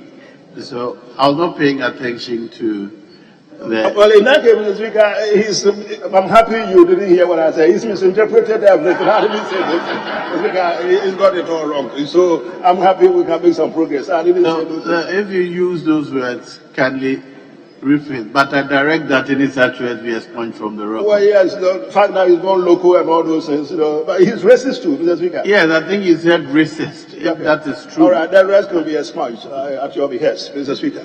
Yes, Mr. Speaker, so here we are, Ghana Blasters. I mean, we hear about segmentation. We hear about infighting. They are only 22 or 23. They represent the population of over 30 million. Football is our staple. I mean, quite a few colleagues I don't get on with on this side. I mean, those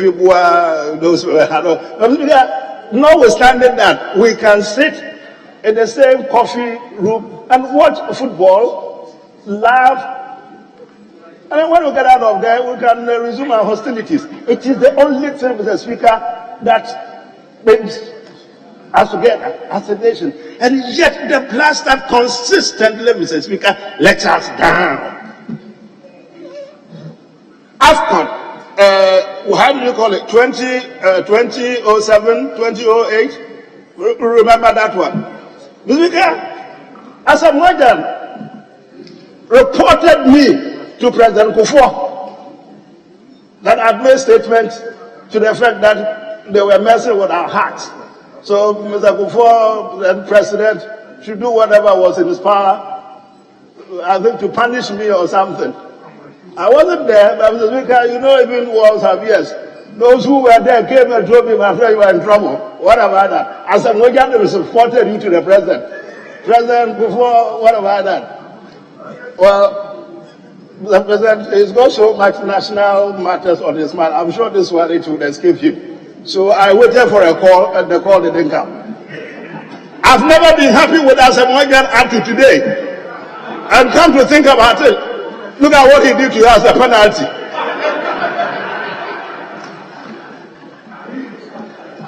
You see, it is a very serious matter. When it comes to Blasters, it comes to all of us. But let me let you into a little secret. I'm so sure if I hadn't left this country or sometime when I was young and I'd followed football the way I used to do with all my heart, maybe I'll be a dead goat by now. You come to listen to commentary, watch Kotoko playing matches, and the speaker, this my leader remembers fairly well. I called the team Cargo Warriors. You told me the other day they weren't called Cargo Warriors, they called Cargo or something Warriors. This is where we played them here at the Crossport Stadium. Major Lamptey. Arnold Warriors. No, Cargo. It wasn't Arnold. Zambia. Cargo. No, it's not Arnold. Cargo Warriors. Cabo. Cabweb.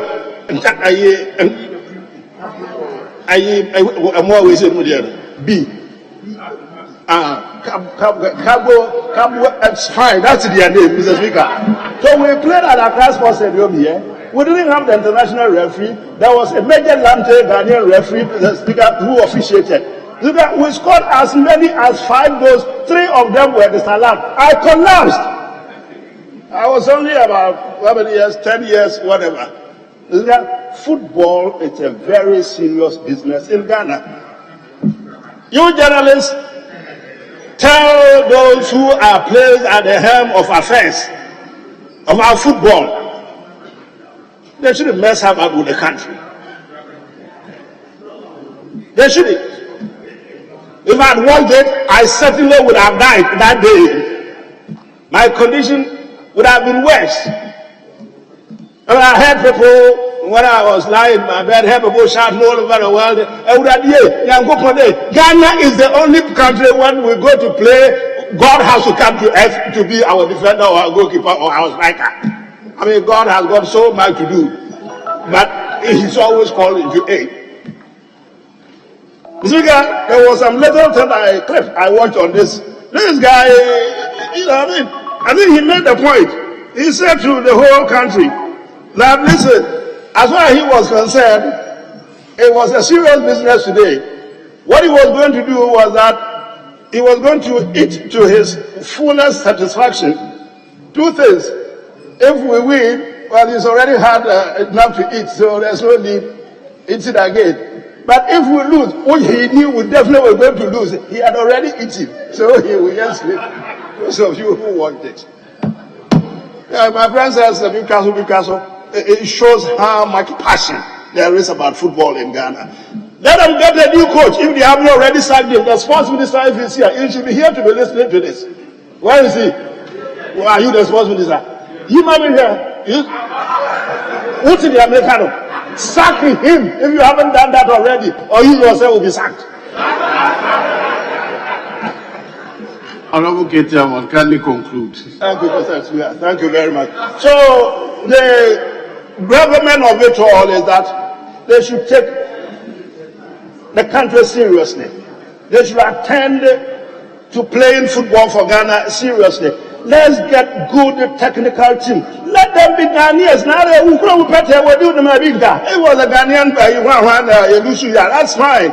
It's not Merovich or Begiska, all the monies, and don't let us waste good money after bad coaches and technical team of that caliber. It is not good. And let's try and get our locally trained guys to partner with some very good players. Mr. Speaker, there's this last point. It troubles me if it is true. Coco football, I'm told, permeates football at that level. As we go football, everybody understands it. You don't like me, so you don't pass the ball to me. If you don't have somebody who matters, Mr. Speaker, you could be what you call Maradona, Pele, whatever. I'm told that you do not stand a chance. I do not know about this. I heard it. This is the rumor. The mongering part is troubling me. But anyway, Mr. Speaker, this is about it. This is about it. Ghana football needs resurrection. Thank you. Thank you.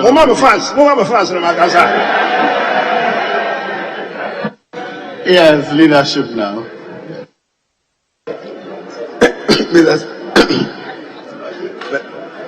Mr. Speaker, let me thank you very much. Kate.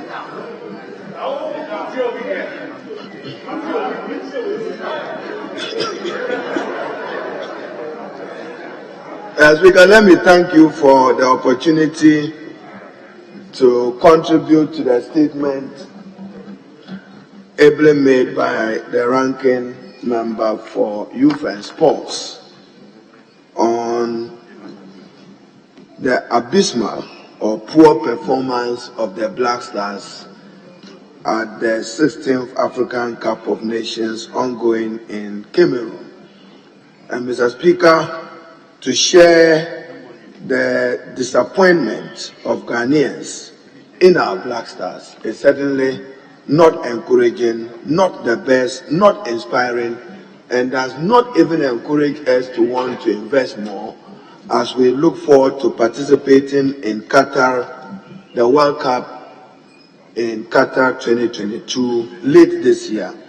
But Mr. Speaker, whilst commending the maker of the statement, I should also indicate that I've enjoyed the input that our colleagues have made, and we have noted that the Minister for Youth and Sports is here.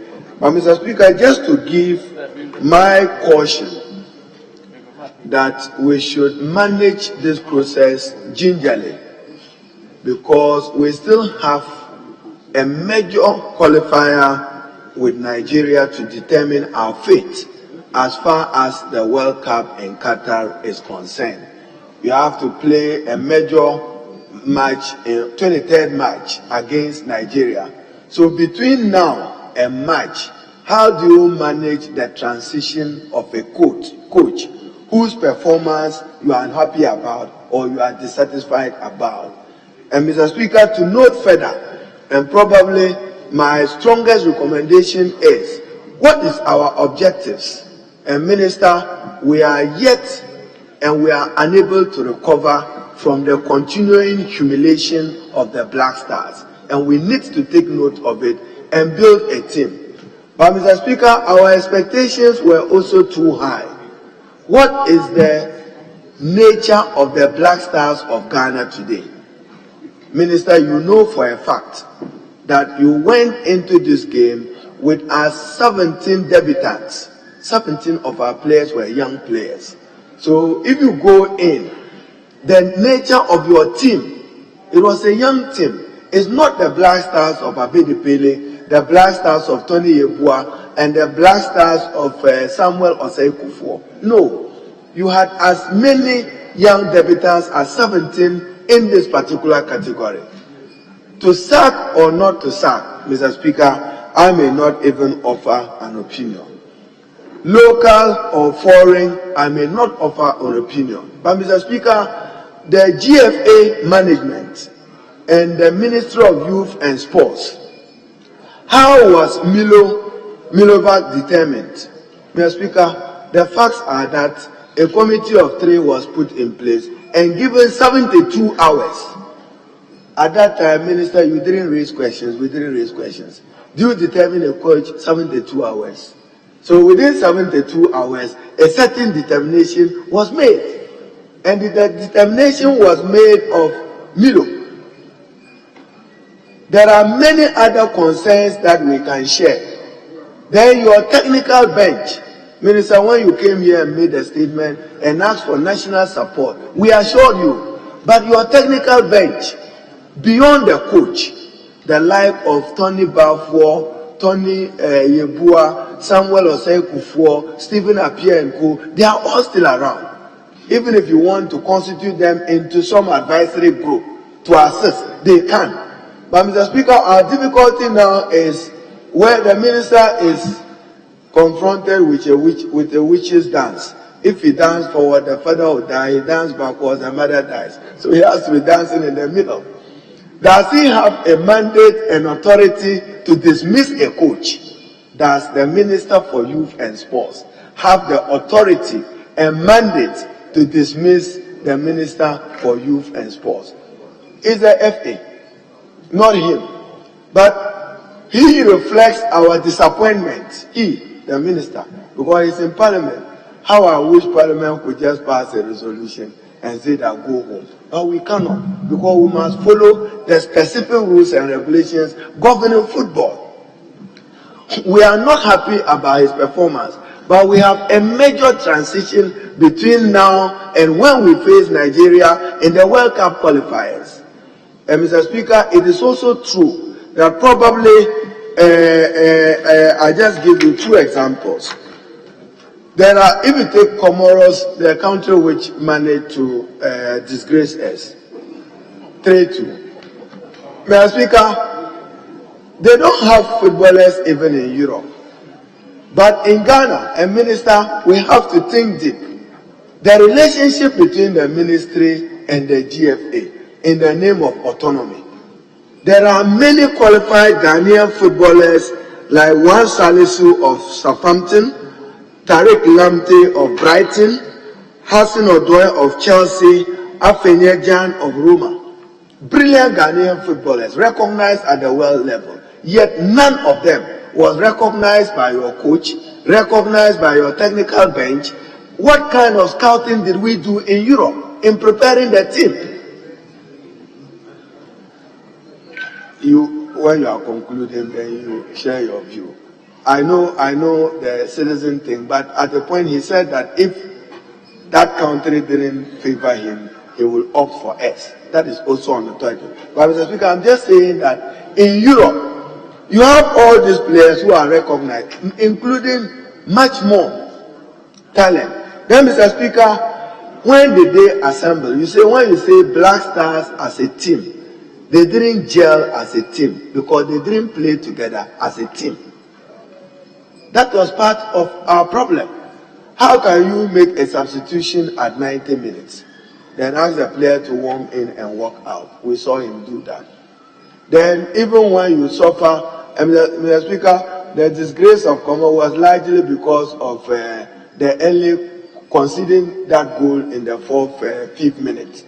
I'm sure that's even got Ayu exiting with a red card because he had come determined that I will survive today. In any case, even if we won, we're not going to qualify.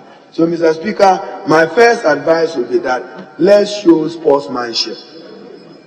Let's show sportsmanship. You see, Football, you win happiness, you lose happiness. That's what sportsmanship means. So we have to forgive the Black Stars and move forward. We must forgive the Black Stars and move forward.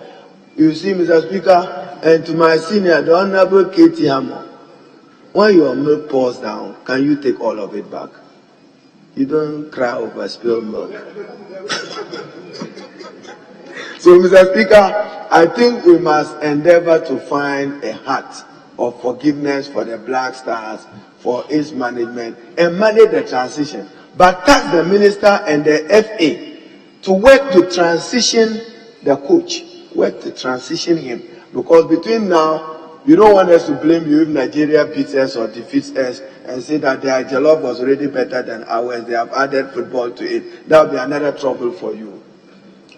But we necessarily must qualify. And Mr. Speaker, one of our colleagues, when he was making his point, questioned why the Black Stars were in Qatar. It was for good reason. He was using it sometimes because of our economic standing, so that he prepares them, anticipating that we will qualify for Doha. Then they would have gotten acclimatized to the weather. But there are those who are very critical of the coach that, why did you choose Doha or Qatar? This was the reason. His anticipation is that, no, but at least get used to the atmosphere within the constraints of the resources. But how much are we ready?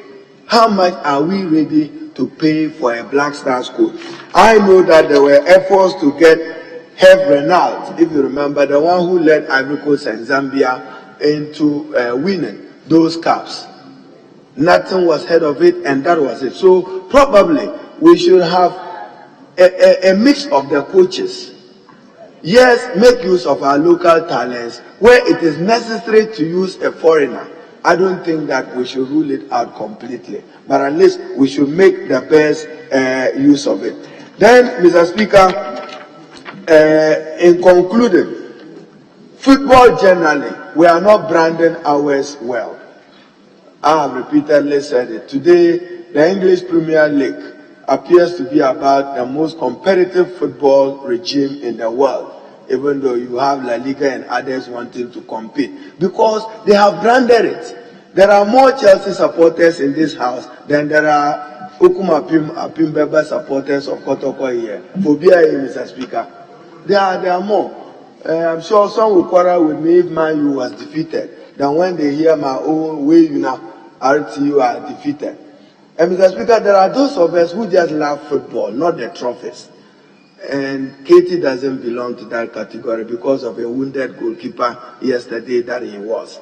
So in football, you don't go in expecting that at every time you must win.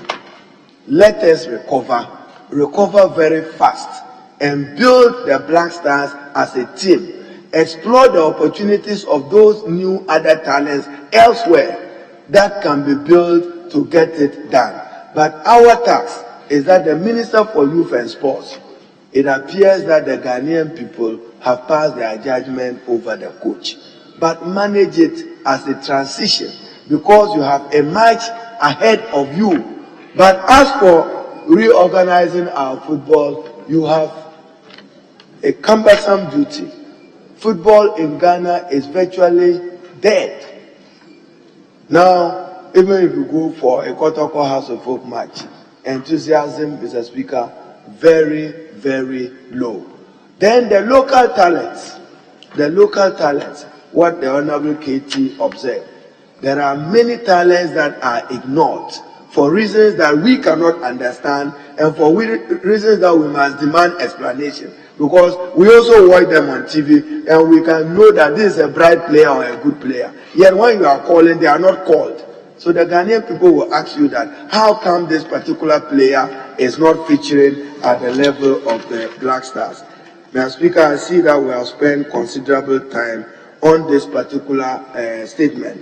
I should be concluding so that we will hear from those who will respond to the issue. So, GFA, Mr. Speaker, they are saying that, and that's a conflict. I think that the ministry didn't manage the announcement well. In the news already is that Coach Milivak sacked. When you ask sacked by who, they say the ministry or minister. Now the GFA has a meeting tomorrow, I'm told, to deliberate on this particular matter. So it means that coordination is not well. Even if that was your wish, you should have routed it through properly, quietly, and diplomatically to manage it. Now, the turf war have always existed between ministers and the Ghana Football Association because they think that they have even more resources than the minister. Because when you are struggling to travel, they are able to depend upon their resources. So, Mr. Speaker, our challenge is the Ghanaian people expect the Black Stars to qualify for the World Cup in Qatar this year. That we ask and demand of you. That make sure that the Black Stars qualify for Qatar and perform better than they have done in Cameroon. Now, Speaker, with this, let me once again commend the maker of the statement, at least for giving us an opportunity to be able to discuss this important matter so dear to the hearts of many Ghanaians. I thank you. Very well. Honorable Majority Leader, before you take your turn, can I please introduce the delegation of CPA members? Honorable members, as you're aware, the Parliament of Ghana is hosting the Commonwealth Parliamentary Association CPA Africa Regional Workshop on Trade, Security and Gender.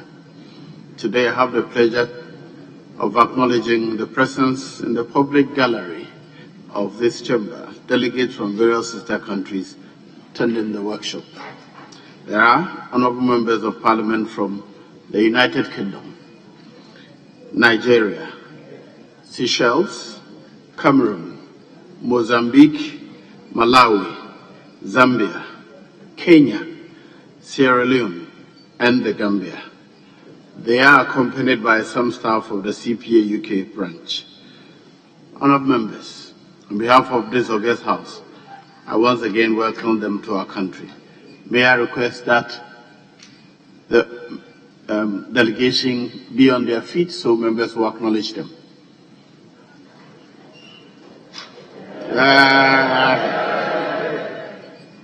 Once again, you're welcome to Ghana.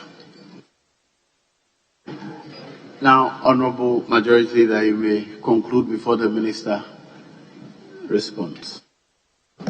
Thank you very much, Mr. Speaker, for the opportunity, and to also express my profound appreciation to the Honourable Member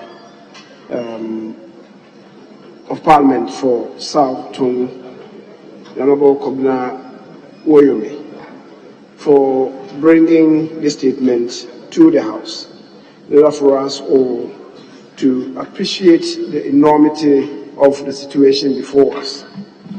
The Speaker,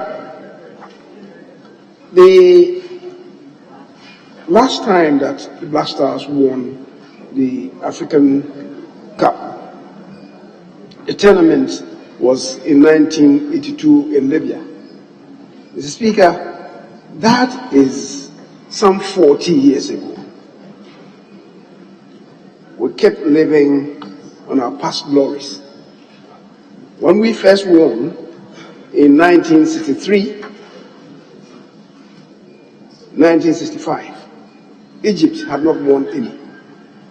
Today, Egypt is on the ascendancy and they've won so many of the tournaments. Speaker, the last time they climbed up and moved to 5 wins, it was Ghana that they beat. Mr. Speaker, as I said, we're living on our past glories, and it's important that we revamped our efforts. Mr. Speaker, colleagues have spoken about the commitment of players, the competence of the coach or the orientation of the coach, the players not obeying camp rules, the change in technical team, and so on. Mr. Speaker, we must interrogate the team that we have. Any team worth its salt really is dependent on 3 or 4 players. You need a very competent arrowhead. the goal scorer. Then you have a very good holding midfielders. You have one that you can count on as a person who marshals the defense, steely defense, and then a very good goalkeeper. In all these departments, Mr. Speaker, as we speak today, Ghana scores 0. So, where is the team? The minister raised high hopes when he indicated to us that it was going to be possible for us to win. But did we, before we set out from here, have a team? I'm not sure that we have a team in the current crop of players that we have. Mr. Speaker, so technically, the players are not up there. Forget about the accolades that our sports journalists are heaping on them. Technically, they are not there. And even for those of them who are outside, what's the quality of the teams that they are playing for? Many of them are warming the benches of second round and third round teams. And yet, we are heaping all manner of accolades on them, thereby gingering support here in Ghana. And yet we know, if we come to interrogate the competence of the players, each of them, that most of them are not up there. So we may have maybe 1 or 2 world-class players in the team.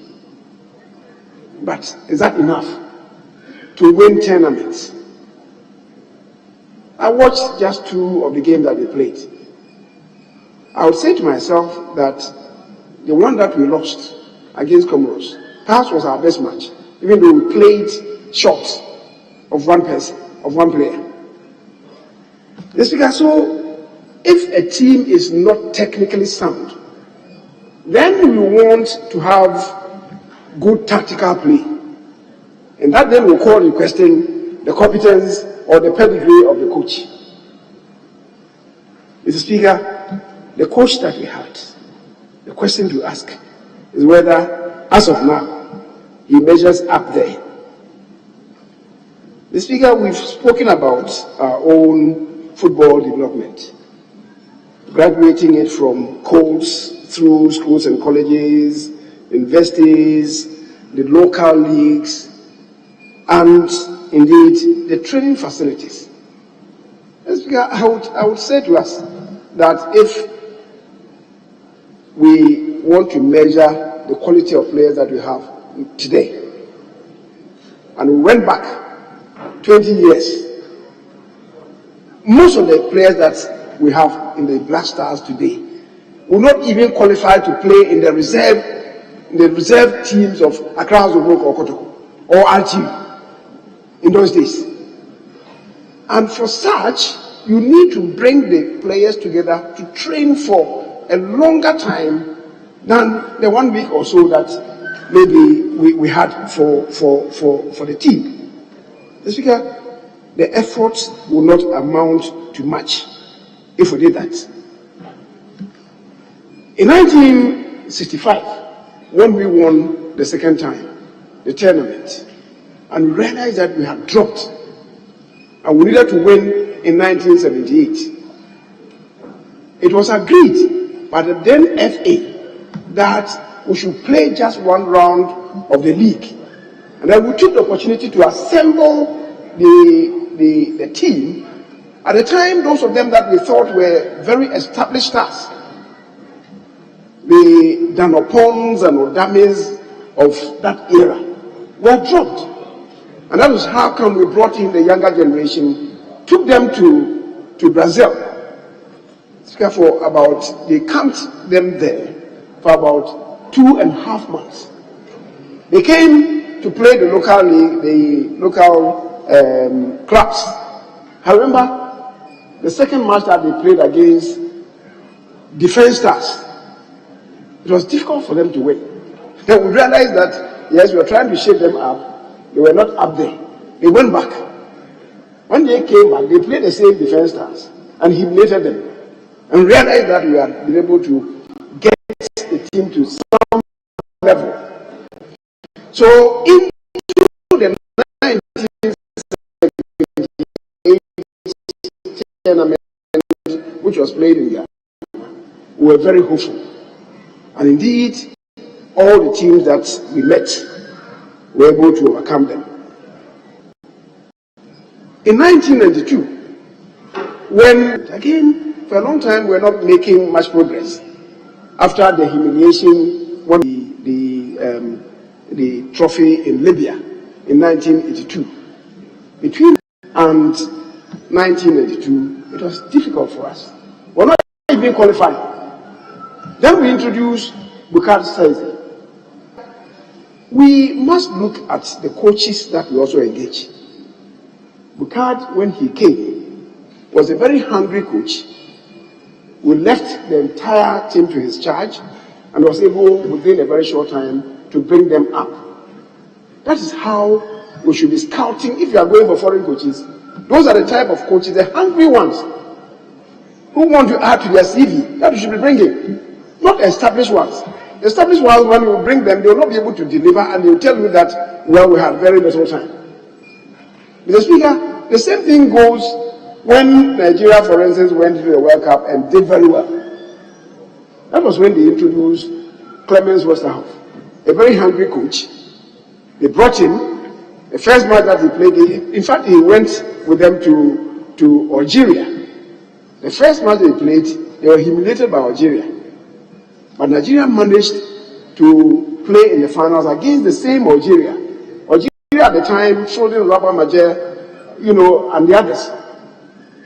It was difficult for Algeria to beat Nigeria in the final game. They managed only a 1-0 against Nigeria. Then the people of Nigeria got to know that, yes, this man within a very short time was mastering the gameplay of Nigeria. He took them to the World Cup. They did well. When Cameroon went to the World Cup with Roger Miller, and did well, I will recollect that they came to Ghana. At the time, we didn't have a blaster. And they played against our under 17. At that time, Frode Shabokwe, Abdel Kuma, Joe Debra, Zion Train, and the others. They played them in Kumasi. They struggled to draw with our under 17 team. That was when they went to the World Cup. Roger Miller said, when people were praising Cameroon for what they had done, he said the world should watch out for Ghana. The Speaker, go for hungry coaches. Cameroon at the time went for an unsung coach, Nepomniachtchi, who took them to the World Cup. When they finished, the Soviet Union at the time poached him because of the gameplay that is placed there. Mr. Speaker, so it is what quality of coach that we want. If you're not going for the hungry ones, and my first preference is for local coaches, Mr. Speaker, you can put maybe some of them together, 2 or 3, the established ones, and you can even give it to the Coaches Association, that they should give us 2 or 3 of their best, put them together to coach the national team, and we see the results. Mr. Speaker, I think there's also a question that we have to ask ourselves. Since the FA, the Football Association, came to be taken over by the clubs, what has been the results? Is that the way to go? Before they came in, we had our own structure of technical people managing the Football Association for us. The football clubs have insisted that they dominate. Ever since they took control, what has been the results in tournaments? And that is when people even question the selection of national teams. Because each of them will want to have their own players from their clubs in the national team. What has been the results to us? Mr. Speaker, so there are so many questions that we should be asking about what went wrong. And indeed, as I've said, I agree that yes, today we don't have the big corporate bodies to be assisting in grooming players. The era of Samatex, the era of new plan stars, Akoshobo testers that produce Apotex, even from Akujeto's place, Drontex, Joplin testers, they are gone. Dumas of GTP used to be one of the clubs. Georg Stars, Stiaman Stars, Ash Gold, and even from the armed forces, Defense Stars, later christened SS-74. Where are they? The Speaker, so we should look at how we are developing our football. We need really to have long-term strategic plans to invigorate our football. The Speaker, for now, I agree with the minority leader that we don't have the luxury of time. If we have to compete in the World Cup qualifiers, we need immediately to determine the way forward for us. If we have to sack the coach,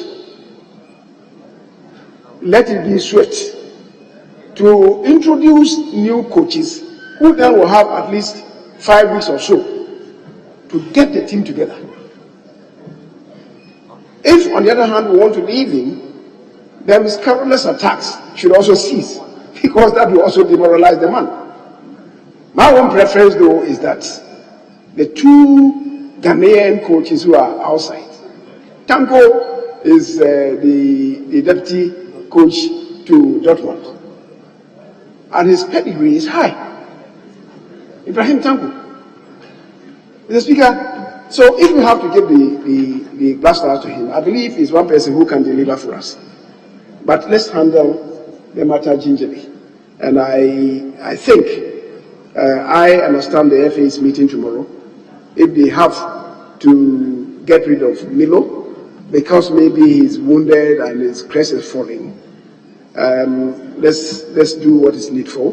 Bring in the other, another coach. I'm saying that my own preference is to bring down Tanko. The Speaker, having said that, we should come together not to stop supporting the Black Stars. We have bemoaned the fate of the Black Stars, and I guess so many of our compatriots are not in the mood to even continue watching the tournament. That is, there's injury that has been inflicted on all of us football lovers in the country. That means that we should revamp the Stars. If we have to invite some new people into the team, so be it. So, Mr. Speaker, the earlier we acted with some degree of alacrity to save the fortunes of the Black Stars, the better for us. Let me also urge those of them who contributed to the journey to Cameroon not to relent, because we need to continue our support for the team if indeed we want to maintain them, or if we want to call a halt to our participation in World Cup or perhaps tournaments, then we must make that bold decision. Other than that, Mr. Speaker, I believe the time to continue the support of the Black Stars is still on, and we must get our acts together quickly in order not to have another disaster in March. Mr. Speaker, I thank you very much for the opportunity. Very well, Honourable Minister. Thank you so much, Mr. Speaker, for the opportunity to contribute to the statement made by the ranking member for Youth and Sports Committee, Honourable Wayomi, MP for South Tonk, on the performance of our Black Stars. Mr. Speaker, I wish to commend my ranking member for this statement and also thank honorable members for their contributions to the Ministry of Youth and Sports and the stakeholders in the sports industry, especially football. Mr. Speaker, there is no doubt that the Ghanaian people, and for that matter, the government, is disappointed about the outcome of the AFCON campaign currently ongoing. Mr. Speaker, the Ghanaian people have a right, because if there is any one thing that unites this our great country called Ghana, then, Mr. Speaker, is sports, and in particular football. And that is why I share their disappointment about this AFCON campaign. Mr. Speaker, the African Cup of Nations is the most prestigious football competition in Africa, where member states are represented by their teams, and it is organized by the Confederation of the African Football, CAF.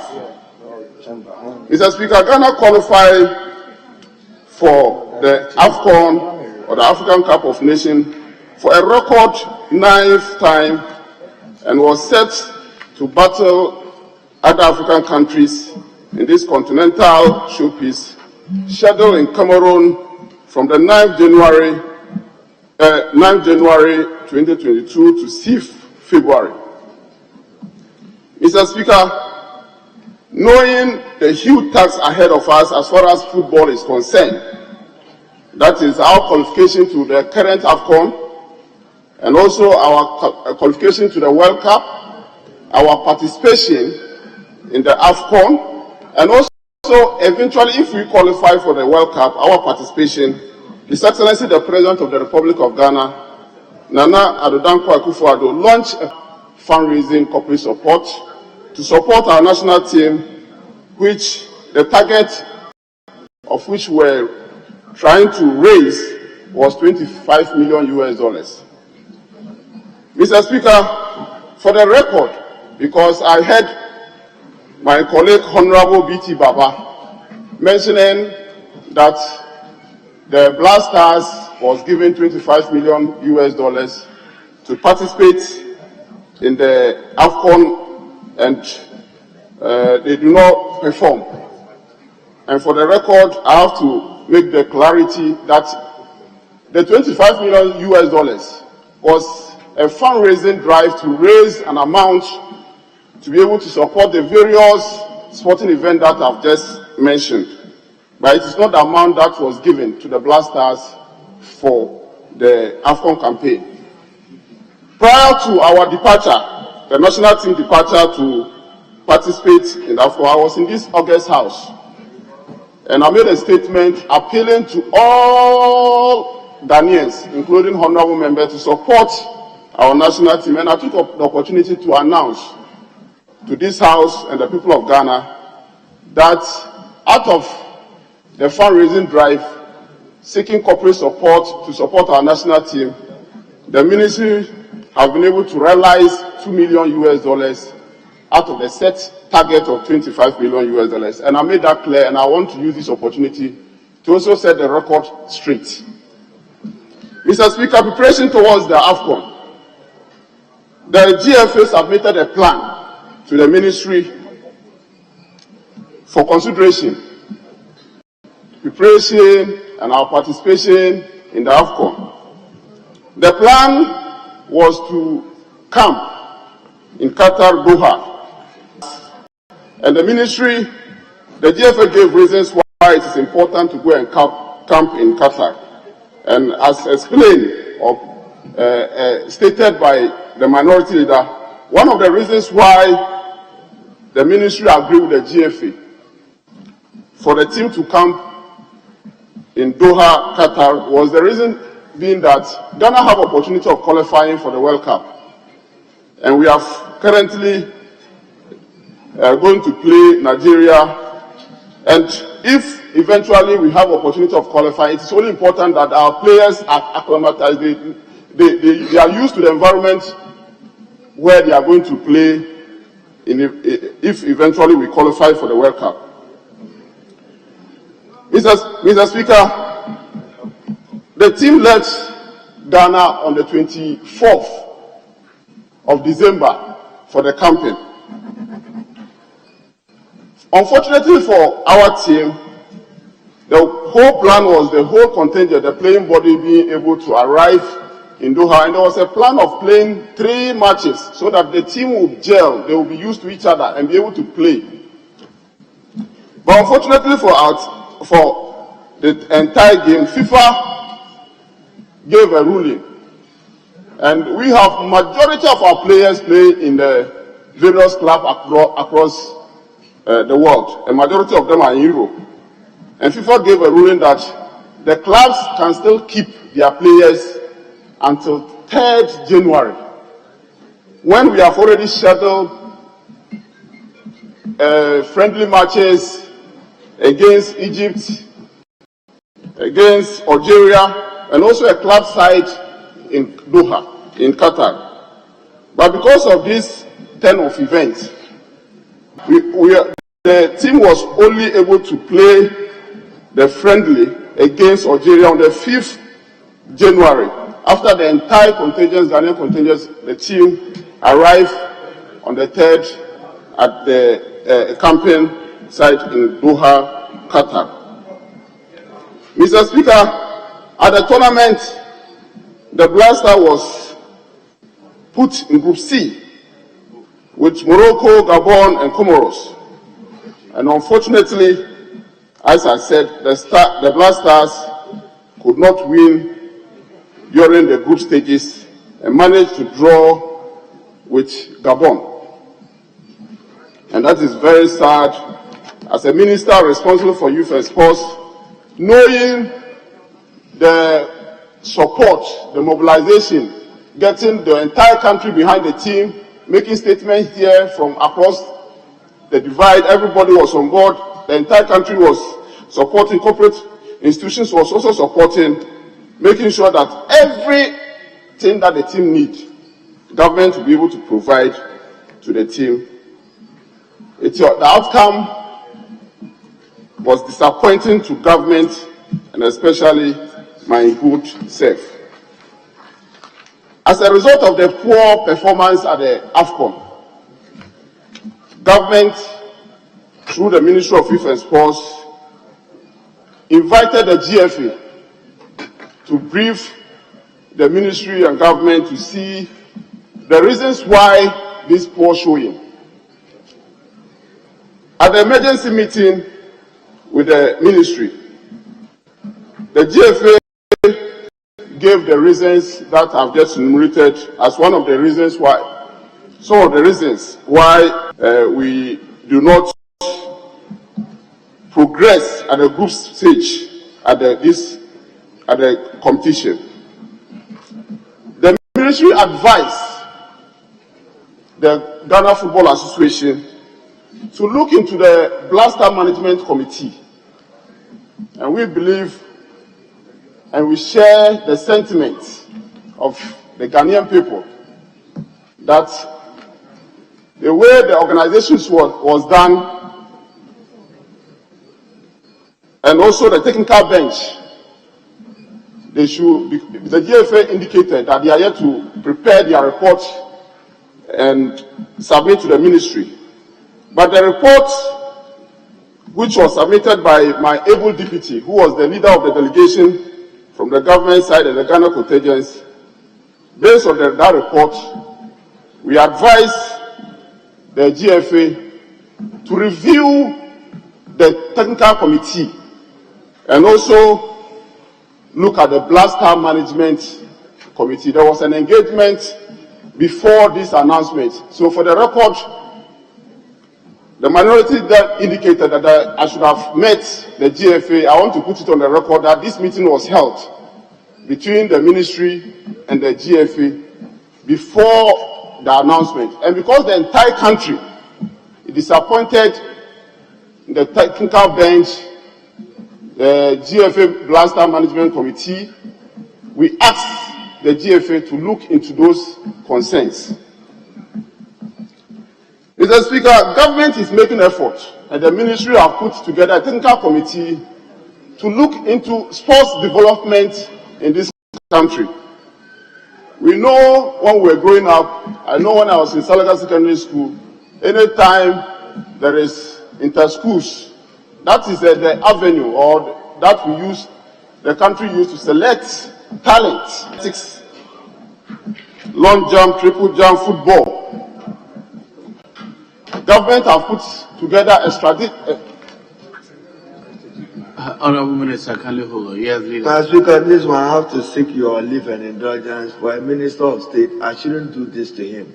But when he says that we met and there was an announcement, what announcement? Because by my understanding, I do not see where you are clothed as minister with any authority to dismiss the Black Star School. So I just wanted to add clarity for our record. What announcement was made after the meeting and by who, Mr. Speaker? Thank you, Mr. Speaker. Mr. Speaker, a statement was issued after our meeting, and the ministry representing the people of Ghana wanted to give an information to the people of Ghana as to the steps that we are taking to ensure that we improve on the performance of the Blaster. And the steps include the GFA reviewing the technical team and also the Blaster Management Committee. Mr. Speaker, I said the ministry have put together a strategic plan as far as school sports is concerned. But for COVID, the implementation would have started by now, where the government is considering, as part of the strategic plan, to start from the grassroots, the district level, engaging competition among schools, up to the regional level, to the national level, where schools will compete each other in the various sporting disciplines, so as to be able to talent for our various national teams, so that we will be able to compete in the various international assignments that our national team will engage in, especially, Mr. Speaker, when the country is preparing to host the next African Games come 2023. It is only important for government, through the Ministry of Youth and Sports, to be able to put together a very formidable teams in the various sporting disciplines. And we have just written to the COVID task force to allow this for implementation of this strategic plan.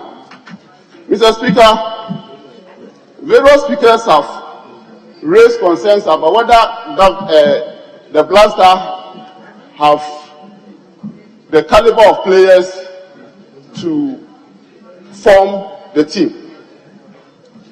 And I want to state that individually, yes, the Blaster have quality players. Mr. Speaker, we have Thomas Partey of Arsenal, who played in England, and every match he's a regular player. We have Jordan Ayew of Crystal Palace, a regular player in the English Premier League. We have Baba Rahman of Reading. So individually, our national team have the players. But as whether they gel as a team is something that we have to all interrogate. And that is why normally every team will have a technical team as to read and manage games. And we believe that this AFCON campaign, the technical team did not manage the games very well for our dear country. And it's as a result of that, Mr. Speaker, that the ministry asked the GFA to review and look at the various teams that form the Ghana Blasters. Mr. Speaker, government is also putting effort in providing sports infrastructure so that we'll be able to develop sports at a various level across the country. As we speak, AstroTurfs alone in the country, Mr. Speaker, government and its agencies have provided 87 AstroTurfs across the country.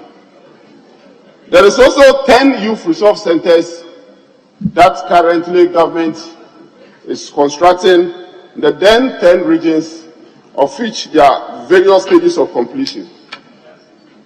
Mr. Speaker, the ministry and the GFA also recognize that we have to give opportunity to our local players. So last year, the ministry and the GFA formed the local blasters, and they were given opportunity to participate in friendly matches outside Ghana. These are all efforts that government is making to ensure that both our players locally and those in the diaspora, we can give them equal opportunity so that they can develop their talent, so that our technical bench will be selecting the best out of the lot and be able to form the team. Mr. Speaker, once again, I want to thank the maker of the statement, my good friend, Honorable Woyomi, for this wonderful and very, very important statement. And thank all honorable members who have made various contributions, very, very insightful contributions, especially my brother, the minority leader, Honorable Harun Idrisu, and also Honorable Robson for their insightful statement. The FEMACA, for their insightful statement. I've listened to their various concerns, and we will take them into consideration as far as our sports development is concerned. Mr. Speaker, I thank you so much for the opportunity to contribute and respond to some of the issues. I'm grateful. Very well, honourable members. Being a very long debate or discussion of this statement, as is very characteristic of football matters, we have a rather conclusion that reflects how Ghanaians feel. All of us are disappointed. Mr. Speaker wants the Committee of Youth and Sports to further investigate and report to the House what must have resulted in such a poor performance. So I so direct that the Committee of Youth and Sports should investigate the performance or the participation of the Black Stars in the tournament and report to the House as to the... Yes, leader. I'm going to suggest that even though the minister responsible for youth and sports has been with us and has heard us loud and clear, giving his own admission that the statement is a quality one, and also the contributions thus far are also useful for the consideration of him as a minister. I was going to suggest that you direct that these other contributions subsequent to the statement that was read by the member be transmitted to the ministry formally, so that it will inform the ministry about the thinking of the representatives of Ghanaians in this chamber. Thank you.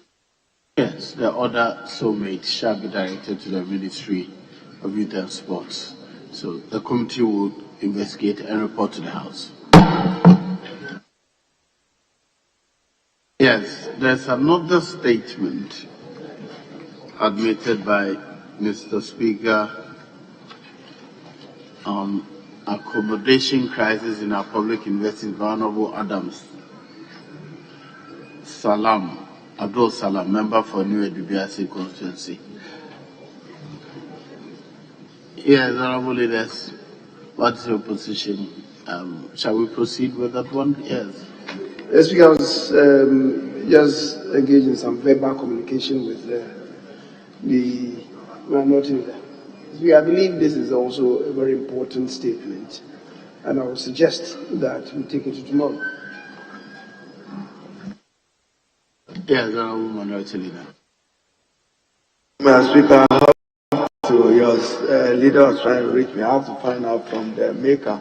Probably he could allow him to make it. Then one comment. It's not a comment, but I agree with. He has conceded.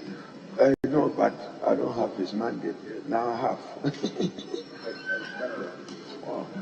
Mr. Speaker, I'm sure we can adjourn to tomorrow with the assurance that the honourable member will be allowed tomorrow to make his statement on the state of accommodation in our public tertiary institutions. I thank you. Thanks, Leader. That means that, yes, there are some public business. What do we do with that? Yes, Leader. Speaker, I was going to suggest that I have no inkling about the statement, but I want to believe that just the topic is indicative of something serious that he wants to generate. And just as the Minister for Youth and Sports was with us when the statement came to be read today, if we can invite the Minister responsible for education tomorrow, so maybe he may also listen, and if there are any responses, he may hear them from him. Yes, Leader. Mr. Speaker, I don't know, when he says Minister for Education, I saw him in some Arab world in my news with some Arabian in some Alaji dress. I'm not sure if the Minister for Education. I said, I'm not sure what I'm reading. I saw the Minister for Education with some somebody dressed Alaji in some world somewhere. So maybe the minister responsible for tertiary education, if we don't have the minister, can come and hear us tomorrow. Thank you. Very well. Let the table office send a copy of the statement to the minister and ask him if he wishes to respond to that tomorrow. Let him appear before the House and speak to that statement. Yes. Can I bring proceedings to a close? Speaker, I believe we can take adjournment. Very well, honourable members. The House is accordingly adjourned to tomorrow, Thursday, the 27th of January at 10 o'clock in the forenoon.